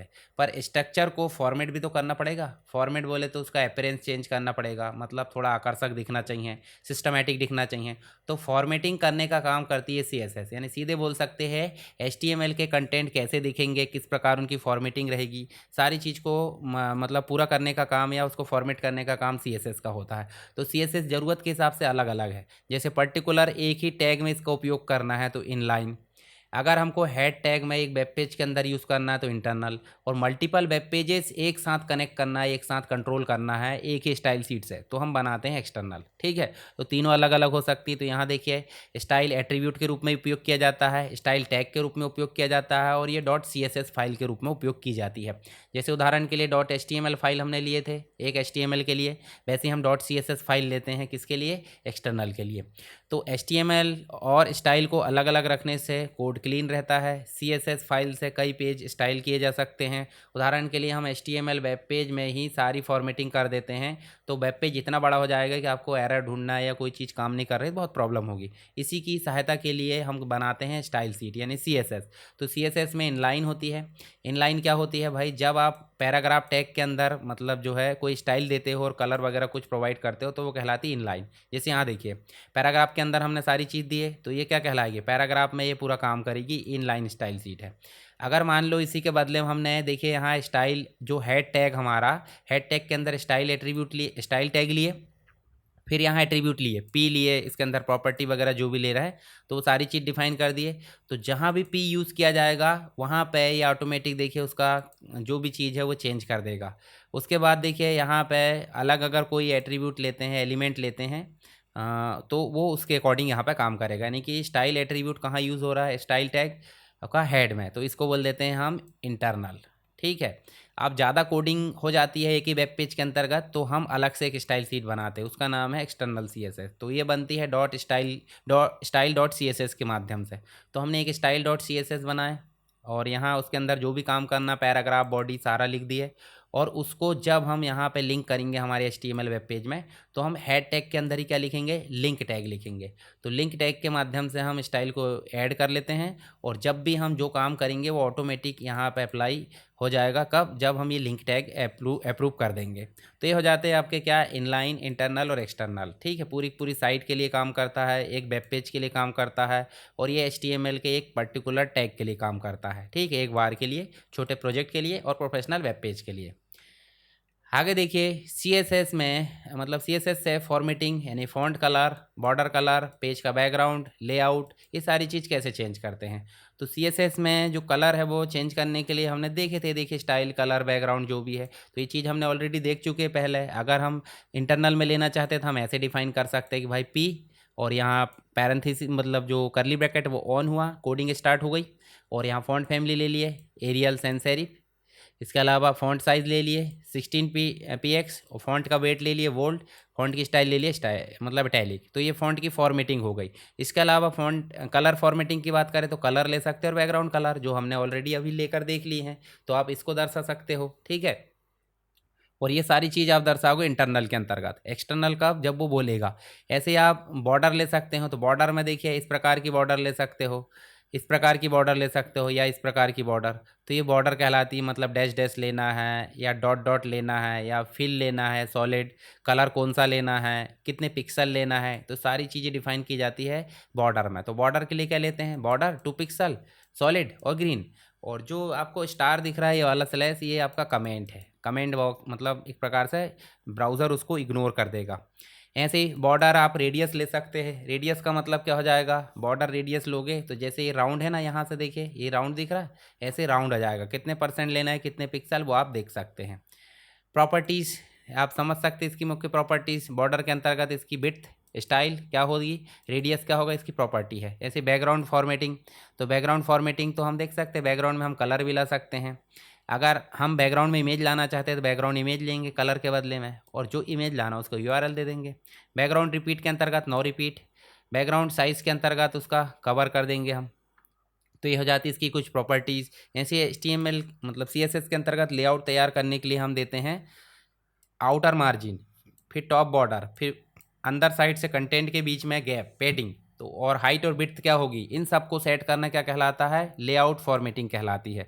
तो लेआउट फॉर्मेटिंग हम इस प्रकार से डायग्राम बना के आप जो है लेआउट इस प्रकार से देख सकते हैं, भाई मार्जिन कितनी रहना चाहिए, पेडिंग कितनी रहना चाहिए, डिस्प्ले फ्लैक्स और जस्टिफाई कंटेंट, अलाइन आइटम। और ये जो क्लास बनी है वो मतलब जो है कंटेनर के नाम से बनी है। तो यहाँ पे HTML के मतलब CSS के अंतर्गत सेलेक्टर्स होते हैं। क्या होते हैं, सेलेक्टर्स। तो डायरेक्ट आप H1 मतलब जो है H1 के नाम से बना सकते हो, P के नाम से बना सकते हो, या फिर आप हैज़ के हिसाब से बना सकते हो। ये हो गई आपकी क्या ID। और एक बना सकते हैं डॉट के नाम से, ये हो गई क्लास। और मिक्स्ड भी होते हैं, यूनिवर्सल होते हैं, स्टार लगा दिए यूनिवर्सल है, एक से अधिक मल्टीपल भी लगा सकते हैं। तो ये सब सेलेक्टर कहलाते हैं HTML मतलब एक प्रकार से CSS के। चलिए यहाँ पे इसके बारे में समरी दी है, एक बार पढ़ लेना। अब बात कर लेते हैं थोड़ी सी जावास्क्रिप्ट के बारे में। तो जावास्क्रिप्ट क्या है, जावास्क्रिप्ट एक प्रकार की स्क्रिप्टिंग लैंग्वेज है जो क्या करती है, वेब पेज को एक प्रकार से डायनेमिक बनाने का काम करती है। तो इसके अंतर्गत हम देखें तो जावास्क्रिप्ट एक प्रकार की क्लाइंट साइड स्क्रिप्टिंग लैंग्वेज है जो वेब पेज में इंटरैक्टिविटी यानी कि क्लिक करना, फॉर्म वैलिडेशन है, स्लाइडर है, टाइमर है, इन सब को जोड़ने के लिए जावास्क्रिप्ट का उपयोग किया जाता है HTML वेब पेज में। तो HTML के स्ट्रक्चर को बनाने का काम HTML करता है, CSS स्टाइलिंग करता है, जावास्क्रिप्ट आपका पेज को डायनेमिक बनाता है। तो ये आप देख सकते हैं। इसके बाद जावास्क्रिप्ट की बात करें तो यहाँ पे देखिए इसके लिए स्क्रिप्ट टैग लगता है और स्क्रिप्ट टैग एंड हो जाता है। अलर्ट बॉक्स ले सकते हैं हम। अलर्ट बॉक्स क्या होता है, जब हम क्लिक करते हैं तो सामने दिखाई देता है, आगे देखने वाले इसके लिए। तो यहाँ देखिए आप बेसिक सिंटैक्स के बारे में समझा सकते हैं। डॉक्यूमेंट डॉट राइट मतलब रन टाइम पे कुछ आउटपुट कराना तो डॉक्यूमेंट डॉट राइट लिख सकते हैं। वेरिएबल आपको पता होगा, आपने पढ़े होंगे। वेरिएबल मतलब एक प्रकार का कंटेनर होता है जहाँ पे हम कोई डेटा को रखते हैं। जैसे उदाहरण के लिए यहाँ ये कंटेनर है, किस टाइप का है, ये बाल्टी जो भी है, उसमें उसका नाम हमने दे दिए और नाम में हमने कुछ चीज़ स्टोर कर दी। ऐसे ही मेमोरी है, मेमोरी में एक लोकेशन है जिसको नाम दे दी हमने। नाम मान लो हम कोई भी दे सकते हैं, ठीक है। जैसे हमने यहाँ पे एक मेमोरी है और मेमोरी में हमने एक नाम दे दी A और A में रख दिए 10।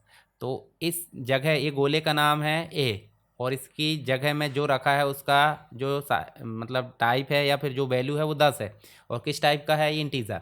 तो यहाँ पे हम देखेंगे तो A जो है एक सिंबॉलिक नाम है जो इस स्टोरेज को दिया गया है। तो ये हो गया वेरिएबल। यहाँ जो रखा गया है वो वैल्यू और किस टाइप का रखा गया है वो डाटा टाइप। तो समझ गए होंगे आप। चलिए इस प्रकार आप बना सकते हैं। तो वेर करके है ये पुराना तरीका, लेट करके नया तरीका, कॉन्स्ट ये कांस्टेंट के लिए। तो लेट करके भी हम एक प्रकार से वेरिएबल ले सकते हैं। देखिए लेट एज 25 एज ऐड करा दिए, वेर नेम अमित ऐड करा दिए और कॉन्स्ट PI अब कांस्टेंट जो हो जाता है फिक्स्ड हो जाता है, यानी कि रन टाइम पे इसको बदल नहीं सकते। पर लेट और वेर को हम बदल सकते हैं, ये दोनों वेरिएबल है। नया तरीका लेट हो गया और पुराना तरीका वेर हो गया। इसके अलावा कुछ फंक्शंस होते हैं जावास्क्रिप्ट के अंतर्गत। जब कोड हमको बार बार रन करना होता है तो हम जावास्क्रिप्ट में या कोई भी प्रोग्रामिंग में फंक्शन क्रिएट कर लेते हैं। जैसे कि बार बार नमस्कार बोलना है तो हमने क्या बना लिए, ग्रीट नाम से एक फंक्शन बना लिए। ये कमेंट है ये वाला, और यहाँ ग्रीट लिख दिए हमने कि भाई क्या प्रिंट कराना, नमस्कार, गुड मॉर्निंग या जो भी है, तो वो हमने यहाँ करा लिया। और जब भी हम ग्रीट को कॉल करेंगे तो कौन सा रन होगा, ये वाली मेथड रन हो जाएगी। चलिए यहाँ पे देखिए, जैसे उदाहरण के लिए यहाँ देखिए फंक्शन है, फंक्शन ग्रीट, और अलर्ट में क्या कर दिया हमने, गुड मॉर्निंग। ठीक है, यहाँ पे ये फंक्शन बनाया ग्रीट नाम से, कोड लिख दिया और ग्रीट नाम से उसको कॉल कर लिए। मान लो यहाँ पे ग्रीट नाम से हमने लिखे गुड मॉर्निंग, तो जहाँ भी ग्रीट कॉल किया जाएगा तो क्या आएगा, good morning. Function with parameter, तो फंक्शन खाली भी आता है। तो अब पैरामीटर बोले तो उसके अंदर लिखे गए वेरिएबल को पैरामीटर बोलते हैं, ए और बी। तो ए और बी जहाँ से भी आएंगे वो दोनों प्लस होकर रिटर्न हो जाएंगे। कब, जब सम को कॉल किया जाएगा। पर सम के साथ दो है तो दोनों साथ में कॉल किए जाएंगे। एक वेरिएबल लिए लेट नाम से, और सम में हमने दो वैल्यू लिए, और जो सम में जो दो वैल्यू लिए वो कहाँ चली गई, ए और बी में, दोनों जुड़ गई और रिटर्न होकर कहाँ आ गई, रिजल्ट में, और प्रिंट हो गई। यानी रिजल्ट में क्या आएगा, रिजल्ट में आपका 15 आ जाएगा यहाँ पे। ठीक है, आउटपुट में। तो जब भी कोई काम बार बार किया जाना था हमको किसकी ज़रूरत पड़ती है, फंक्शन की। तो फंक्शन के बारे में आप लिख सकते हैं। फिर जावास्क्रिप्ट में document object event, document object model, event, click event, mouse on, mouse over, on mouse submit. Event क्या है, अब देखिए माउस से आप जब भी कहीं क्लिक करते हैं तो वो क्या है, एक इवेंट है। मान लीजिए कीबोर्ड से कोई चीज़ टाइप कर रहा है वो एक इवेंट है, या फिर आप जो है माउस से डबल क्लिक कर रहा है वो एक इवेंट है, एक एक्शन है। मतलब डॉक्यूमेंट ऑब्जेक्ट मॉडल इवेंट ऐसे ही एक्शन होते हैं जो कि वेब पेज में कुछ क्रिया करते हैं, यानी कि क्लिक करना, ले जाना, माउस ले जाना, या जो भी है ट्रिगर करते हैं कोई भी चीज़ को, उसको बोल देते हैं डॉक्यूमेंट ऑब्जेक्ट मॉडल के अंतर्गत इवेंट। तो डॉक्यूमेंट ऑब्जेक्ट मॉडल के अंतर्गत हमारे रूट एलिमेंट है, ये देखिए एलिमेंट जितनी भी चीज़ है सब डॉक्यूमेंट ऑब्जेक्ट मॉडल में आ जाएगी। इसी के अंतर्गत इवेंट भी आ जाते हैं, जैसे क्लिक इवेंट। तो एक बटन लिए हमने, मतलब जो फॉर्म के अंतर्गत, और उसमें एक जो एट्रीब्यूट है ऑन क्लिक इवेंट वो दे दिए, और से हेलो नाम से एक फंक्शन है, हेलो यूज़र। हेलो यूज़र में क्या है भाई, कोई भी नाम हो सकता है, हेलो अरविंद हो सकता है, हेलो SSW हो सकता है, जो भी। तो जब भी बटन में क्लिक किया जाएगा तो क्लिक करने पे फंक्शन रन होगा, और फंक्शन में क्या लिखा है, हेलो यूज़र। ठीक है, तो बटन के द्वारा हम कोई काम को करा रहे हैं, यानी कि फंक्शन को क्लिक करा रहा है। ऑन माउस ओवर मतलब माउस ले जाते बराबर काम करना चाहिए। देखिए ऑन माउस ओवर, पैराग्राफ का टेक्स्ट चेंज हो जाना चाहिए। तो चेंज होगा कब, जब यहाँ पे देखिए हम जो है फंक्शन को कॉल करेंगे। तो चेंज टेक्स्ट, ये चेंज टेक्स्ट नाम से क्या है, एक फंक्शन है, और यहाँ पे हमने जो है एलिमेंट ले लिए।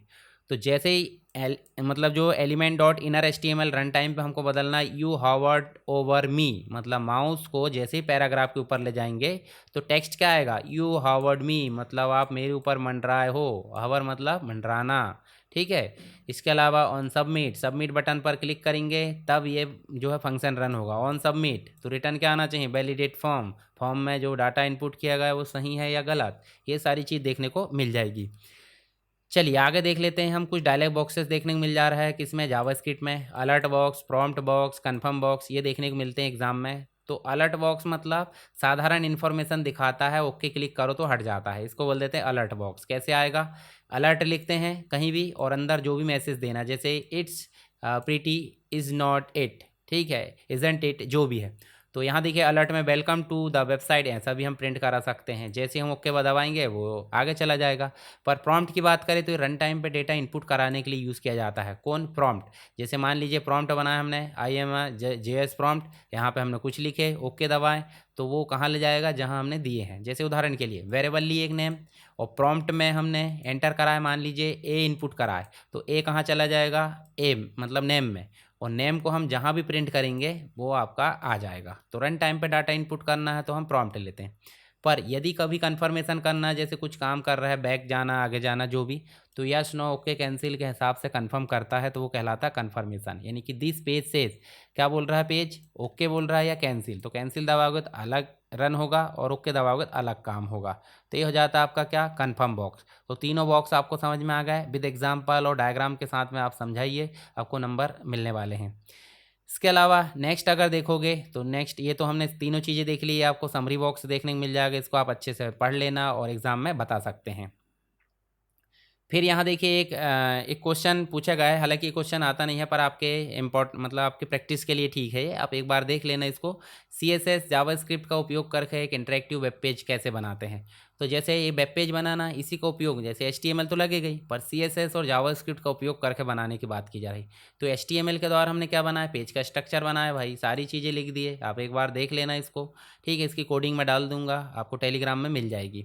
CSS और स्टाइल का उपयोग करके हमने देखिए सारी CSS बना लिए, मतलब एक प्रकार से ये देखिए सारी क्लासेस वगैरह बना लिए। फिर जावास्क्रिप्ट में हमने script.js के नाम से ये सारे इवेंट वगैरह लिख लिए और हम उसके बाद उसको रन कर देंगे। तो इस प्रकार से HTML वेब पेज का स्ट्रक्चर बनाया, CSS ने डिज़ाइन किया, स्टाइल किया, और जावास्क्रिप्ट ने उसको इंटरेक्टिव बनाया, यानी कि डायनेमिक बनाया।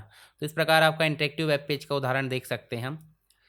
तो ये हो गया हमारा यूनिट थर्ड। यूनिट थर्ड के अंतर्गत हमको दो चीज़ें देखने को मिली। कौन कौन सी? एक तो CSS देखने को मिली और एक मिली जावास्क्रिप्ट। आई होप आपको समझ में आ गई होगी। एग्जाम के पॉइंट ऑफ व्यू से मैं आपको रिवाइज कर रहा हूँ। डिटेल में आपको मिलेगा, डिटेल वीडियो में जब आप जाओगे प्ले लिस्ट में, ठीक है। या फिर आप इसके डिस्क्रिप्शन बॉक्स में या आई बटन में जाकर देख लो, वहाँ पर भी मैंने रख दिया हूँ। तो उसमें जाकर आपको सारी चीज़ें मिल जाएगी। और PDF पढ़ना ना भूले, उसमें और डिटेल में सारी चीज़ है, आपको सारे कॉन्सेप्ट क्लियर हो जाएंगे। तो उससे क्या होगा, आपको एग्जाम में बहुत हेल्प मिलेगी। चलिए, इंटरनेट एंड वेब डिज़ाइनिंग के अंतर्गत फोर्थ यूनिट देखने को मिल जाती है हमको, website designing with expression web.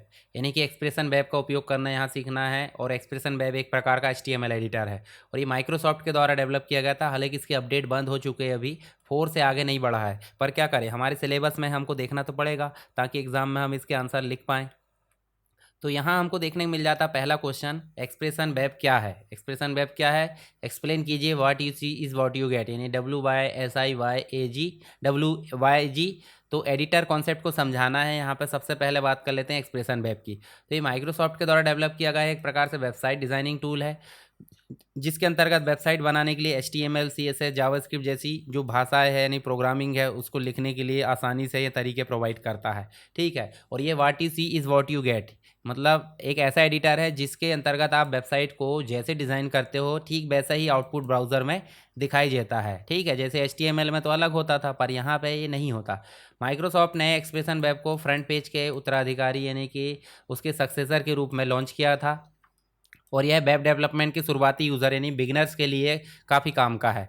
तो इसका पूरा नाम तो हमने देख लिया, what you see is what you get. इसकी विशेषताएं देखिए, ड्रैग एंड ड्रॉप, कोड लिखे बिना वेबसाइट डिज़ाइन कर सकते हैं। लाइव प्रीव्यू यहाँ पे दिखता है, लिखते जाओ दिखते जाता है। HTML CSS जावास्क्रिप्ट को ऑटो हाईलाइट और एडिट कर सकते हैं।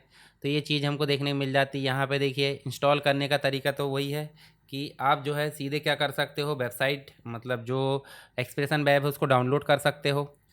चलिए, यहाँ वेब पेज में चलते हैं और मैं आपको माइक्रोसॉफ्ट एक्सप्रेशन वेब के बारे में थोड़ी सी चीज़ें बताता हूँ। जैसे माइक्रोसॉफ्ट एक्सप्रेशन वेब, ठीक है, एक्सप्रेशन वेब डाउनलोड इस प्रकार से लिख सकते हैं हम। तो जो सबसे लेटेस्ट वर्जन है इसका, लेटेस्ट वर्जन नहीं बोल सकते इसको, मतलब यहाँ तक अपडेट हुआ, जैसे एडोब पेज मेकर 7 के बाद अपडेट नहीं हुआ है, वैसे यहाँ पे एक्सप्रेशन वेब आपका इसके बाद नहीं मिलेगा। तो यहाँ से आप इसको डाउनलोड कर सकते हैं माइक्रोसॉफ्ट की साइट से और इंस्टॉल करके प्रैक्टिस कर सकते हो।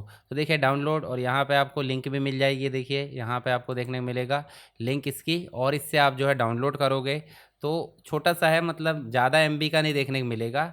तो उसको आप डाउनलोड करोगे, यहाँ पे देखिए, ये देखिए डाउनलोड होने लगा यहाँ से। आप उसके बाद वापस चलते हैं तो देखिए इसी के नीचे एक और साइट है, Microsoft Expression Web up to down करके जो है साइट है, उसमें देखोगे तो देखिए यहाँ पे देखने को मिल रहा है डाउनलोड, मतलब माइक्रोसॉफ्ट एक्सप्रेशन वेब। तो इसको भी आप डाउनलोड कर सकते हैं। ये देखिए डाउनलोड का ऑप्शन 98 MB का है, तो इसको यहाँ से डाउनलोड कर लोगे।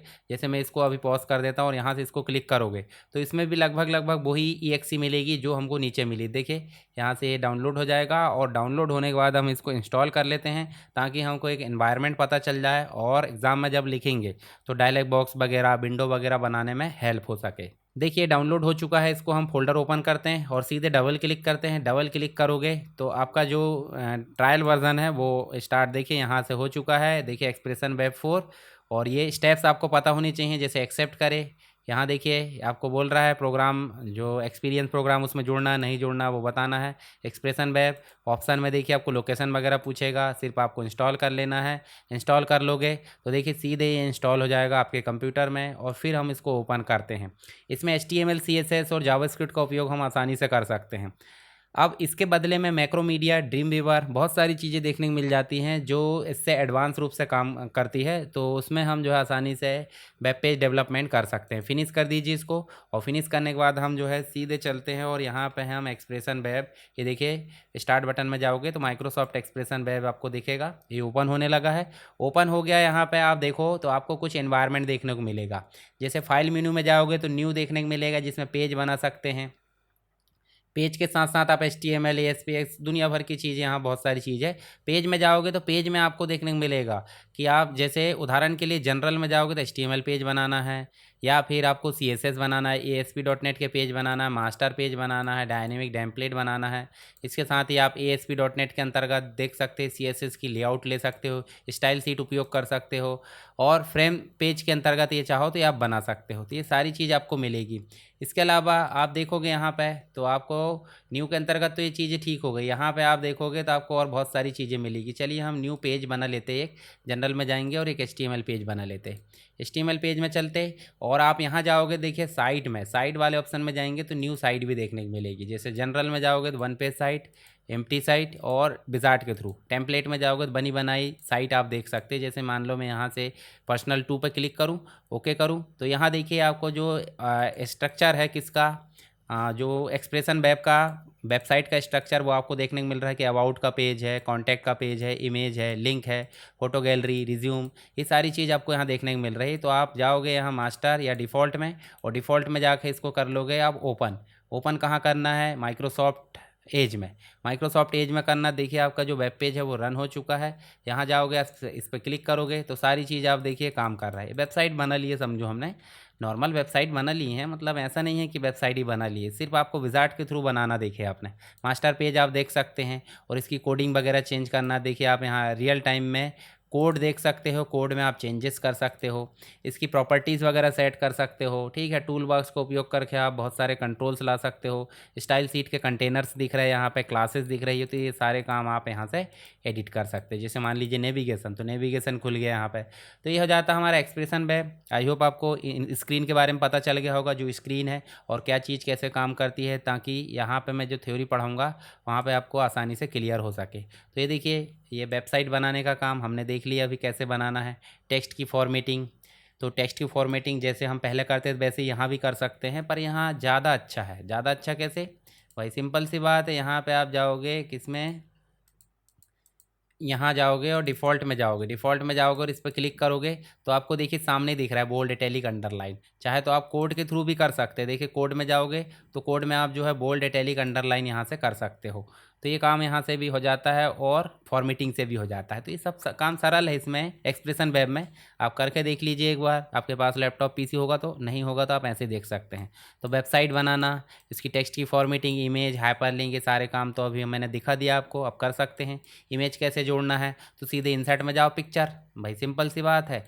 आप जैसे इसमें जाओगे, यहाँ डिज़ाइन में जाओगे, और डिज़ाइन में जाने के बाद मान लो हमको यहाँ इमेज लाना है, कहाँ पे, ये शुरू में, यहाँ शुरू में इमेज लाना है। तो इमेज लाना, सीधे जाएंगे इंसर्ट में, और यहाँ देखिए आपको जो है इंसर्ट में पिक्चर आप ऐड कर सकते हैं फ्रॉम फाइल, और फ्रॉम फाइल से आप पिक्चर को ले आओ। अब देखिए यहाँ कोडिंग लिखने की ज़रूरत ही नहीं है।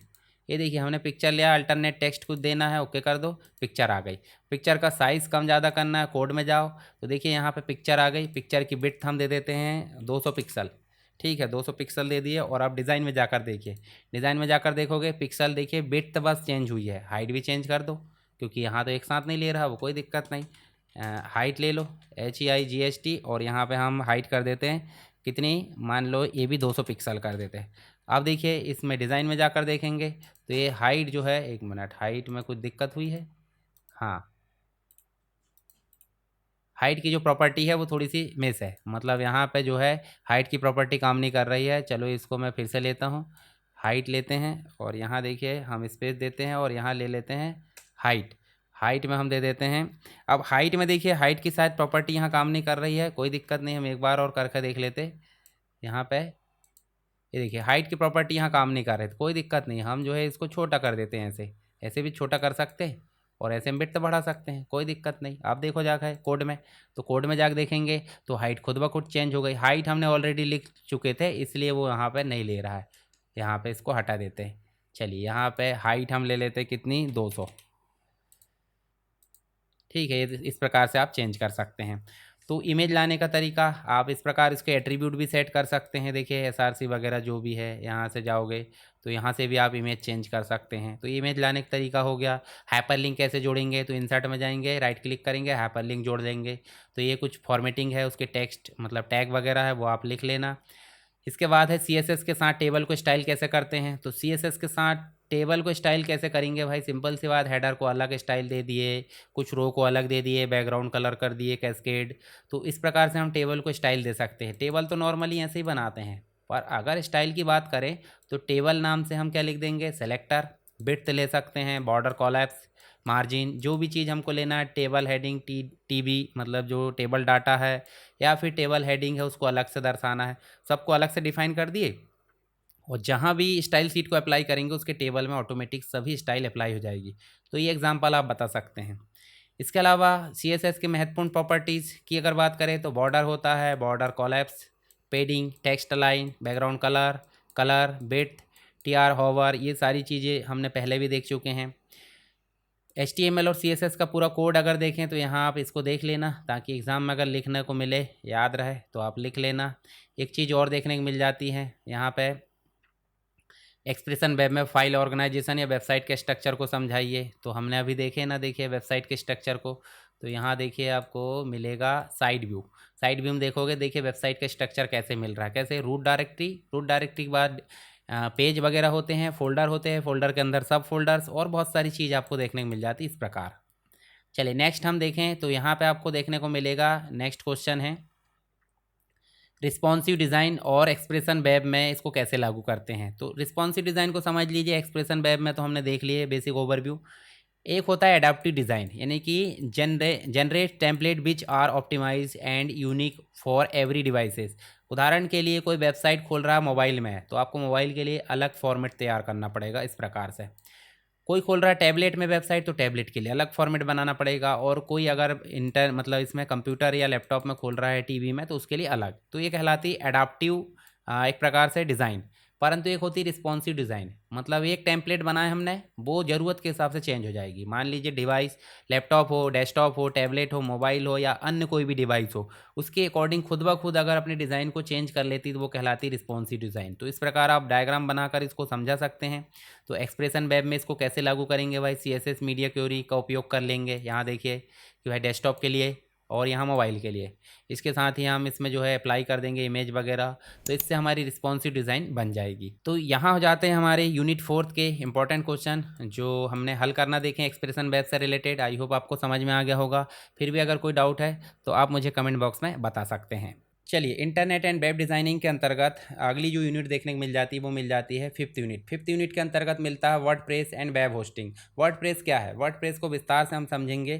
तो वर्डप्रेस एक प्रकार का CMS based open source platform है, जिसके अंतर्गत कंटेंट मैनेजमेंट सिस्टम देखने को मिल जाता है। यानी कि एक व्यक्ति अपनी पर्सनल वेबसाइट को पूरी MS वर्ड जैसे प्लेटफॉर्म की तरीके से मैनेज कर सकता है। मैं आपको MS वर्ड दिखाऊँ, MS वर्ड आपने देख लिया होगा, हालाँकि मतलब बताने की ज़रूरत नहीं है क्योंकि MS वर्ड हर कोई व्यक्ति यूज़ करता है। जैसे यहाँ MS वर्ड में जाए तो MS वर्ड में जाओगे, देखिए सारे जो फॉर्मेटिंग के टूल है, पिक्चर इंसर्ट करना है, टेबल बनाना है, या जो भी काम हमको वर्ड प्रोसेसिंग का कंप्लीट रूप से हमको इन्वायरमेंट में मिल रहा है, इसी तरीके का इन्वायरमेंट आपको मिल जाता है कंटेंट मैनेजमेंट सिस्टम बोले तो वर्डप्रेस के अंतर्गत भी। तो वर्डप्रेस को इंस्टॉल करना सीधे इंस्टॉल कर सकते हैं सेटअप के माध्यम से wordpress.org से। ठीक है, होस्टिंग सर्वर अपलोड जो भी है सारी चीज़ें हम सीधे इसके प्रैक्टिकल पे काम करेंगे। लॉगिन कर लेंगे हम, और लॉगिन करने के बाद हम जो है सीधे इसके एडमिन पैनल पे जाएंगे। तो एडमिन पैनल पे कैसे जाते हैं, चलिए चलते हैं। सीधे गए हम और नई साइट में मतलब नए उसमें पेज में चलें और यहाँ एडमिन पैनल में गए। एडमिन पैनल में जब जाओगे तो आपको देखने को मिलेगा इसका लॉगिन ID और पासवर्ड। देखिए हमने यहाँ ID और पासवर्ड फिल कर दिया है और इसको कर लेते हैं हम सीधे लॉगिन। जो सी पैनल आया हमारा उसमें हम जो है ID पासवर्ड फिल करके और सीधे लॉगिन करेंगे तो हमारा जो एडमिन पैनल है वो ओपन हो जाएगा, जिसमें हम क्या कर सकते हैं, बहुत सारा काम कर सकते हैं। मतलब थीम मैनेज कर सकते हैं या फिर जो अन्य चीज़ है वो सारी चीज़ें इसके अंतर्गत हम मैनेज कर सकते हैं। ये देखिए हमारा डैशबोर्ड खुल गया। डैशबोर्ड में आप जाओगे तो नए अपडेट्स यहाँ मिल जाएंगे। इसके अलावा अगर आप चाहते हो कि इसकी थीम वगैरह चेंज करना तो आप कहाँ जाओगे, देखिए यहीं पे मिलेगा आपको अपीयरेंस, और अपीयरेंस में जाओगे देखिए आपको देखने मिल रहा थीम। तो थीम आप सेट कर सकते हो। जैसे थीम में जाओगे तो थीम में जाओगे तो आपको थीम देखने को मिलेगी, कौन सी थीम है, नई थीम अप्लाई करना है तो ऐड थीम कर दो। इसके साथ ही आपको शुरू से मैं एक एक चीज़ समझा देता हूँ। जैसे मान लीजिए आपने वेबसाइट में कोई पेज ऐड करना है, तो आप पेज वाले सेक्शन में जाओगे, देखिए लेफ्ट साइड में पेज दिया है, ऐड न्यू पेज पर क्लिक करोगे और ऐड न्यू पेज पर क्लिक करने के बाद यहाँ पेज का नाम दे दोगे और उसके बाद आप जो मीडिया गैलरी या फिर फीचर इमेज ऐड करना है, सारी चीज़ ऐड करने के बाद क्या करोगे, पब्लिश कर दोगे। प्रीव्यू देखना, प्रीव्यू कर सकते हैं। तो ये हो जाएगा पेज ऐड करने का तरीका। अपनी वेबसाइट में आप पोस्ट ऐड करना चाहे तो पोस्ट में जाओगे और पोस्ट में जाने के बाद क्या करोगे, ऐड न्यू पोस्ट में जाओगे। ऐड न्यू पोस्ट में जाओगे, पोस्ट का टाइटल यहाँ दे दोगे, उसके बाद यहाँ पे उसका डिस्क्रिप्शन, फोटो गैलरी वगैरह ऐड करना था आप यहाँ से ऐड कर सकते हैं। जैसे मान लीजिए मुझे फ़ोटो ऐड करना है तो मैं जाऊँगा ऐड मीडिया में और देखिए अपलोड में जाऊँगा और अपलोड में जाने के बाद मैं करूँगा सेलेक्ट करने के बाद मैं जाऊँगा जहाँ लोकेशन में फ़ाइल रखी हुई है वहाँ पर। जैसे उदाहरण के लिए मैं यहाँ पे चला गया कहीं भी कि भाई कोई फ़ाइल या वीडियो मुझे लाना है, उदाहरण के लिए मैंने ये लैपटॉप वाला जो इमेज है या फिर ये व्यक्ति काम कर रहा है या फिर ये वाला कोई भी एक चीज़ ऐसे करके ओपन कर लिया। तो ओपन करा तो देखिए मीडिया फाइल हमारे जो रूट डायरेक्टरी है, मतलब जो हमारी वेबसाइट की रूट डायरेक्टरी है उसमें अपलोड हो जाएगी। एक प्रकार से हम ऐसा बोलें तो FTP का काम कर रहा है, फाइल ट्रांसफ़र करने का, और यहीं से हम डाउनलोड भी कर सकते हैं कि भाई कोई चीज़ डाउनलोड करना तो देखिए यहीं से हम जो है इसको डाउनलोड भी कर सकते हैं। उसके अलावा हम इसमें से डिलीट करना चाहें, मान लीजिए कोई चीज़ डिलीट करना तो भी हम कर सकते हैं। इसका यूज़ हम और दूसरी जगह कर सकते हैं। सीधे हम इसको क्लोज़ करेंगे, जो भी पोस्ट हमने बनाया है उसके नीचे हम जो देखें मोबाइल और लैपटॉप में कैसे दिखेगी वो हम यहाँ से देख सकते हैं। रिस्पॉन्सिव डिज़ाइन है ये। उसके बाद पेज का डिस्क्रिप्शन वगैरह कीवर्ड्स वगैरह सब देने के बाद हम क्या करेंगे, उसकी कैटेगरी ऐड करेंगे, टैग वगैरह डिज़ाइन करेंगे, उसके बाद हम फीचर इमेज लगाएंगे और साथ में पब्लिश कर देंगे। पब्लिश नहीं करना है तो सेव ड्राफ्ट कर दो कि भाई तुरंत वो जो है सेव हो जाए, पर बाद में उसको पब्लिश करेंगे। ये हो जाती पोस्ट। ऐसे ही मीडिया अपलोड करना तो मीडिया में जाओ, अब भी हमने देखे थे कैसे अपलोड करना है, ऐड मीडिया फाइल। तो जो चीज़ें हमने अभी देखे थे वैसे यहाँ पे भी देखने को मिलेगी मीडिया फाइल कैसे अपलोड करते हैं। देखिए यहाँ पे, ठीक है, ये देखिए यहाँ पे जो है ये सेलेक्ट का ऑप्शन आ गया, यहाँ से फिर से अपडेट करो और यहाँ ऐड हो जाएगी मीडिया जो हमारे पास में ऑलरेडी। तो पेज हमने देख लिए, पोस्ट देख लिए, उसके अलावा मीडिया भी देख लिए। साथ ही आपको और चीज़ें देख लेते हैं। जैसे मान लीजिए आपको मीनू वगैरह ऐड करना है तो मीनू ऐड करने के लिए आपको कहाँ जाना है, अपीयरेंस में जाकर आप जो है क्या कर सकते हो, कस्टमाइज़ या बजट ऐड कर सकते हो। जैसे मान लीजिए आप बजट में जाना है तो बजट भी ऐड कर सकते हैं, मीनू भी ऐड कर सकते हैं। पहले देख लेते हैं बजट ऐड करना। बजट का मतलब क्या हो जाता है मैं आपको दिखाता हूँ। जैसे उदाहरण के लिए हम मेन वेबसाइट में चल लेते हैं। मेन वेबसाइट में चले तो देखिए ध्यान से, ये देखिए यहाँ पे कुछ चीज़ ऐड है, यहाँ पे कुछ चीज़ है, यहाँ देखिए आपको अबाउट का सेक्शन दिख रहा है, यहाँ आपको डिस्क्लेमर दिख रहा है, यहाँ गूगल लोकेशन दिख रही है, यहाँ पे आपको ईमेल वगैरह दिख रहा है। तो ये सब क्या है, ये सब बजट है। जैसे उदाहरण के लिए हम कहीं चलते हैं इसमें और यहाँ जाकर हम हार्डवेयर पर क्लिक कर देते हैं। तो हार्डवेयर पर क्लिक करते हैं तो राइट साइड में भी कुछ दिखना चाहिए, तो वो कहलाते हैं बजट। तो यहीं पर हम चलते हैं इसमें, हाँ, हमारी जो वेबसाइट का डैशबोर्ड है उसमें।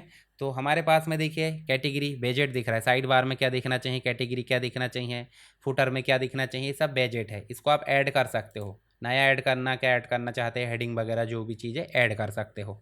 इसके अलावा आप जो है अपीयरेंस में जाओगे तो आप मीनू ऐड कर सकते हो। मीनू का मतलब जो ऊपर दिखाई दे रहा है, देखिए यहाँ पे आप अपीयरेंस में जाओ, कहाँ गए अपीयरेंस, ये देखो ये दिख रहा है, और यहाँ पे जाओ मीनूज़, और मीनूज़ में जाओगे तो मीनूज़ में जाने के बाद आप मीनूज़ को ऐड कर सकते हो और ऐड करके उसको वेबसाइट में कहाँ रखना है कि भाई होम के अंदर रखना है, ऑनलाइन कोर्सेज में, कंप्यूटर ज्ञान में, या फिर कोर्स नोट्स में, सारी चीज़ अपने हिसाब से आप इधर उधर मैनेज करके सेव कर सकते हो। कुछ चीज़ डिलीट करना तो सेलेक्ट करके डिलीट कर दो, तो ये चीज़ भी आपको देखने को मिल जाती है। तो आपको जो थीम मतलब एक प्रकार से बजट ऐड करना समझ में आ गया, मीनूज़ आ गया समझ में।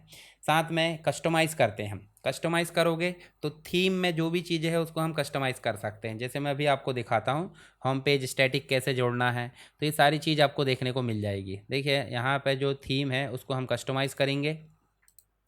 जैसे यहाँ देखिए जब हम होम पे क्लिक करें तो होम पे क्या आना चाहिए, होम पे स्टैटिक आ रहा है। स्टैटिक मतलब परिवर्तनशील नहीं है, स्टैटिक है। तो यहाँ देखिए हेडर बिल्डर, हेडर में आप बिल्ड कर सकते हो कि हेडर में क्या क्या चीज़ रहनी चाहिए, कि भाई जो चीज़ आपको दिख रही वो है क्या क्या है सारी चीज़ें। उसके बाद फुटर में आप फुटर की चीज़ें सेट कर सकते हो। साइट आइडेंटिटी ऑप्शन है, कंटेंट ऑप्शन है। होम पेज सेटिंग में जाकर आप जो स्टैटिक वेब पेज बना सकते हैं। देखिए आप अगर लेटेस्ट पोस्ट वाला बनाना चाहते हैं तो लेटेस्ट पोस्ट वाला बना सकते हैं। जैसे उदाहरण के लिए यहाँ पे जो भी मैं अपडेट करूँगा नई चीज़ें वो आपको दिखते रहेगी, देखिए यहाँ पे। तो ये क्या कहलाता है आपका, एक प्रकार से स्टैटिक मतलब इसको हम पब्लिश कर देते हैं। अब हमारा जो हेडर वाला ऑप्शन है वो नहीं आएगा। हेडर वाला ऑप्शन कैसे भाई, सिंपल सी बात है, देखिए यहाँ पर रन करो। रन करोगे तो देखिए जो भी पोस्ट है वो हमारी यहाँ ऐसे दिखाई दे रही है। तो इन पोस्ट को आप पढ़ सकते हो, नई नई चीज़ें जो भी है। तो इस प्रकार हम जो है स्टैटिक वेब पेज की सेटिंग बदल सकते हैं और बहुत सारा काम हम इसमें कर सकते हैं। दिन ब दिन जो है ये अपडेट होते जा रहा है, बहुत सारी फैसिलिटी यहाँ जुड़ते जा रही है। तो आपको देखने को मिलेगा, ये डैशबोर्ड में आपको सारी चीज़ें देखने को मिल जाती है। तो हम एक बार देख लेते हैं कि सी पैनल हमने देख लिए, लॉगिन कैसे करना, WP एडमिन से, थीम कस्टमाइज़ कर दिए, स्टैटिक होम पेज कैसे बनाना है ये देखिए इसके अंतर्गत जाके। इसके बाद हमने यहाँ पे जो है स्टैटिक होम पेज सेट करना देख लिए, ये सारी चीज़ हो गई। उसके बाद है जो है पोस्ट कैसे बनाते हैं, पेज कैसे बनाते हैं, मीनूज, बेजेट, मीडिया अपलोड कैसे करते हैं, ये भी हमको पता चल गया। मैंने सीधे डायरेक्ट बता दिए, इसके स्टेप्स आप लिख लेना। इसके साथ ही आपको जो है वेब होस्टिंग क्या है ये समझ में आना चाहिए। तो वेब होस्टिंग का मतलब क्या है, देखिए हमारा जो वेबसाइट है ये वेबसाइट हमारी जो है कोई भी कहीं से भी एक्सेस कर सकता है। पर कहाँ है इसका डाटा, हमारे पास तो होगा नहीं। हमारे पास रहता तो दिन रात हमारा कंप्यूटर चालू नहीं रहता और दुनिया भर के कंप्यूटर से कनेक्ट भी नहीं रहता। तो हम इस वेब पेज मतलब जो वेबसाइट है इसके एक डाटा को कहीं ना कहीं एक ऐसी जगह रख देते हैं जहाँ पे कभी भी उसको एक्सेस किया जा सके। तो जिस जगह रखा जाता है उसे बोल देते हैं वेब सर्वर। क्या बोल देते हैं, वेब सर्वर। और वेब सर्वर में वेबसाइट रखने के लिए हमको क्या लेना पड़ता है, वेब होस्टिंग लेना पड़ता है, यानी कि किराए का घर आप बोल सकते हैं, किराए की स्टोरेज। तो उसे हम बोल देते हैं हम क्या, वेब होस्टिंग। तो आप समझ सकते हैं जितनी भी चीज़ें हम रखेंगे। और अच्छा ये वेब होस्टिंग में हमने रख दिए, पर इसको बुलाएंगे किस नाम से, तो बुलाएंगे इसे नाम से। तो नाम जो हो जाता है आपका क्या हो जाता है, डोमेन नेम। क्या हो जाता है, डोमेन नेम। और ये मैनेज करने का काम करती है DNS, डोमेन नेमिंग सिस्टम। तो ये आप समझ गए होंगे, पहले भी मैंने बताया था। और देखिए हमारी वेबसाइट की फाइल्स ये रखी हुई है, वेब सर्वर उसको होस्ट कर रखा है, इंटरनेट के थ्रू ये कनेक्ट है और वेबसाइट के यूज़र कहीं से भी उसको एक्सेस कर सकते हैं, जैसे google.com, फेसबुक, example.com जो भी है। DNS हमने समझ गया, पहले भी DNS के बारे में मैंने बताया था। इसके बाद FTP क्या है, फाइल ट्रांसफ़र प्रोटोकॉल, जिसके बारे में हमने पहले देख ली। HTTP भी देख लिए, IP भी देख लिए। फिर UDP, यूज़र डेटाग्राम प्रोटोकॉल हो जाता है। एक प्रकार से हम देखें तो user datagram protocol connection less है, मतलब जो डेटा पैकेट्स को बिना कन्फर्मेशन या गारंटी के भेज देता है। डेटा खोने का खतरा रहता है हालांकि, जैसे लाइव वीडियो ऑडियो स्ट्रीमिंग है, ऑनलाइन गेमिंग है, वॉइस ओवर इंटरनेट प्रोटोकॉल है, इन सब में इसका उपयोग किया जाता है। चलिए फाइल जिला पहले भी मैंने बताया था, ये एक प्रकार का क्या है, एक टूल है जिसके माध्यम से क्या करते हैं हम, हमारी वेबसाइट में कोई डाटा अपलोड करना है या वेबसाइट से कोई डाटा डाउनलोड करना, उसके लिए काम करते हैं। तो यहाँ लॉगिन करना, host ID, user name, password, port और कनेक्ट। तो जो भी प्रोसेस हो रही है वो यहाँ दिख जाती है और जो भी जानकारी वो यहाँ से आप सीधे उठाकर रख सकते हैं या डाउनलोड कर सकते हैं। तो इसके कुछ फीचर्स है वो आप यहाँ पे पढ़ लेना, इसकी विशेषता है। तो इस प्रकार यहाँ पे हमने जो है फाइल जिला के बारे में भी देख लिया, यानी FTP प्रोटोकॉल का उपयोग करने वाला एक क्लाइंट है, FTP क्लाइंट हम इसे बोल सकते हैं। इस प्रकार हमारा जो है टोटल 5 यूनिट बोले तो फर्स्ट से लेकर 5th तक यहाँ पे कंप्लीट हो गई है। इंटरनेट एंड वेब डिज़ाइनिंग की सारी चीज़ें आपको क्लियर हो गई होगी। आपके एग्ज़ाम के हिसाब से मैंने सारी चीज़ आपको बता दिया हूँ, कैसे आंसर लिखना है। और आप कंप्लीट PDF पढ़ना नहीं भूलना है और उसका कंप्लीट वीडियो देखना भी नहीं भूलना है। और अपने दोस्तों के साथ वीडियो को शेयर कीजिए, वीडियो पसंद आए तो लाइक कीजिए। किसी प्रकार का कोई डाउट है तो आप कमेंट बॉक्स में बताइए। तो चलिए मिलते हैं नेक्स्ट क्लास में, तब तक के लिए जय हिंद।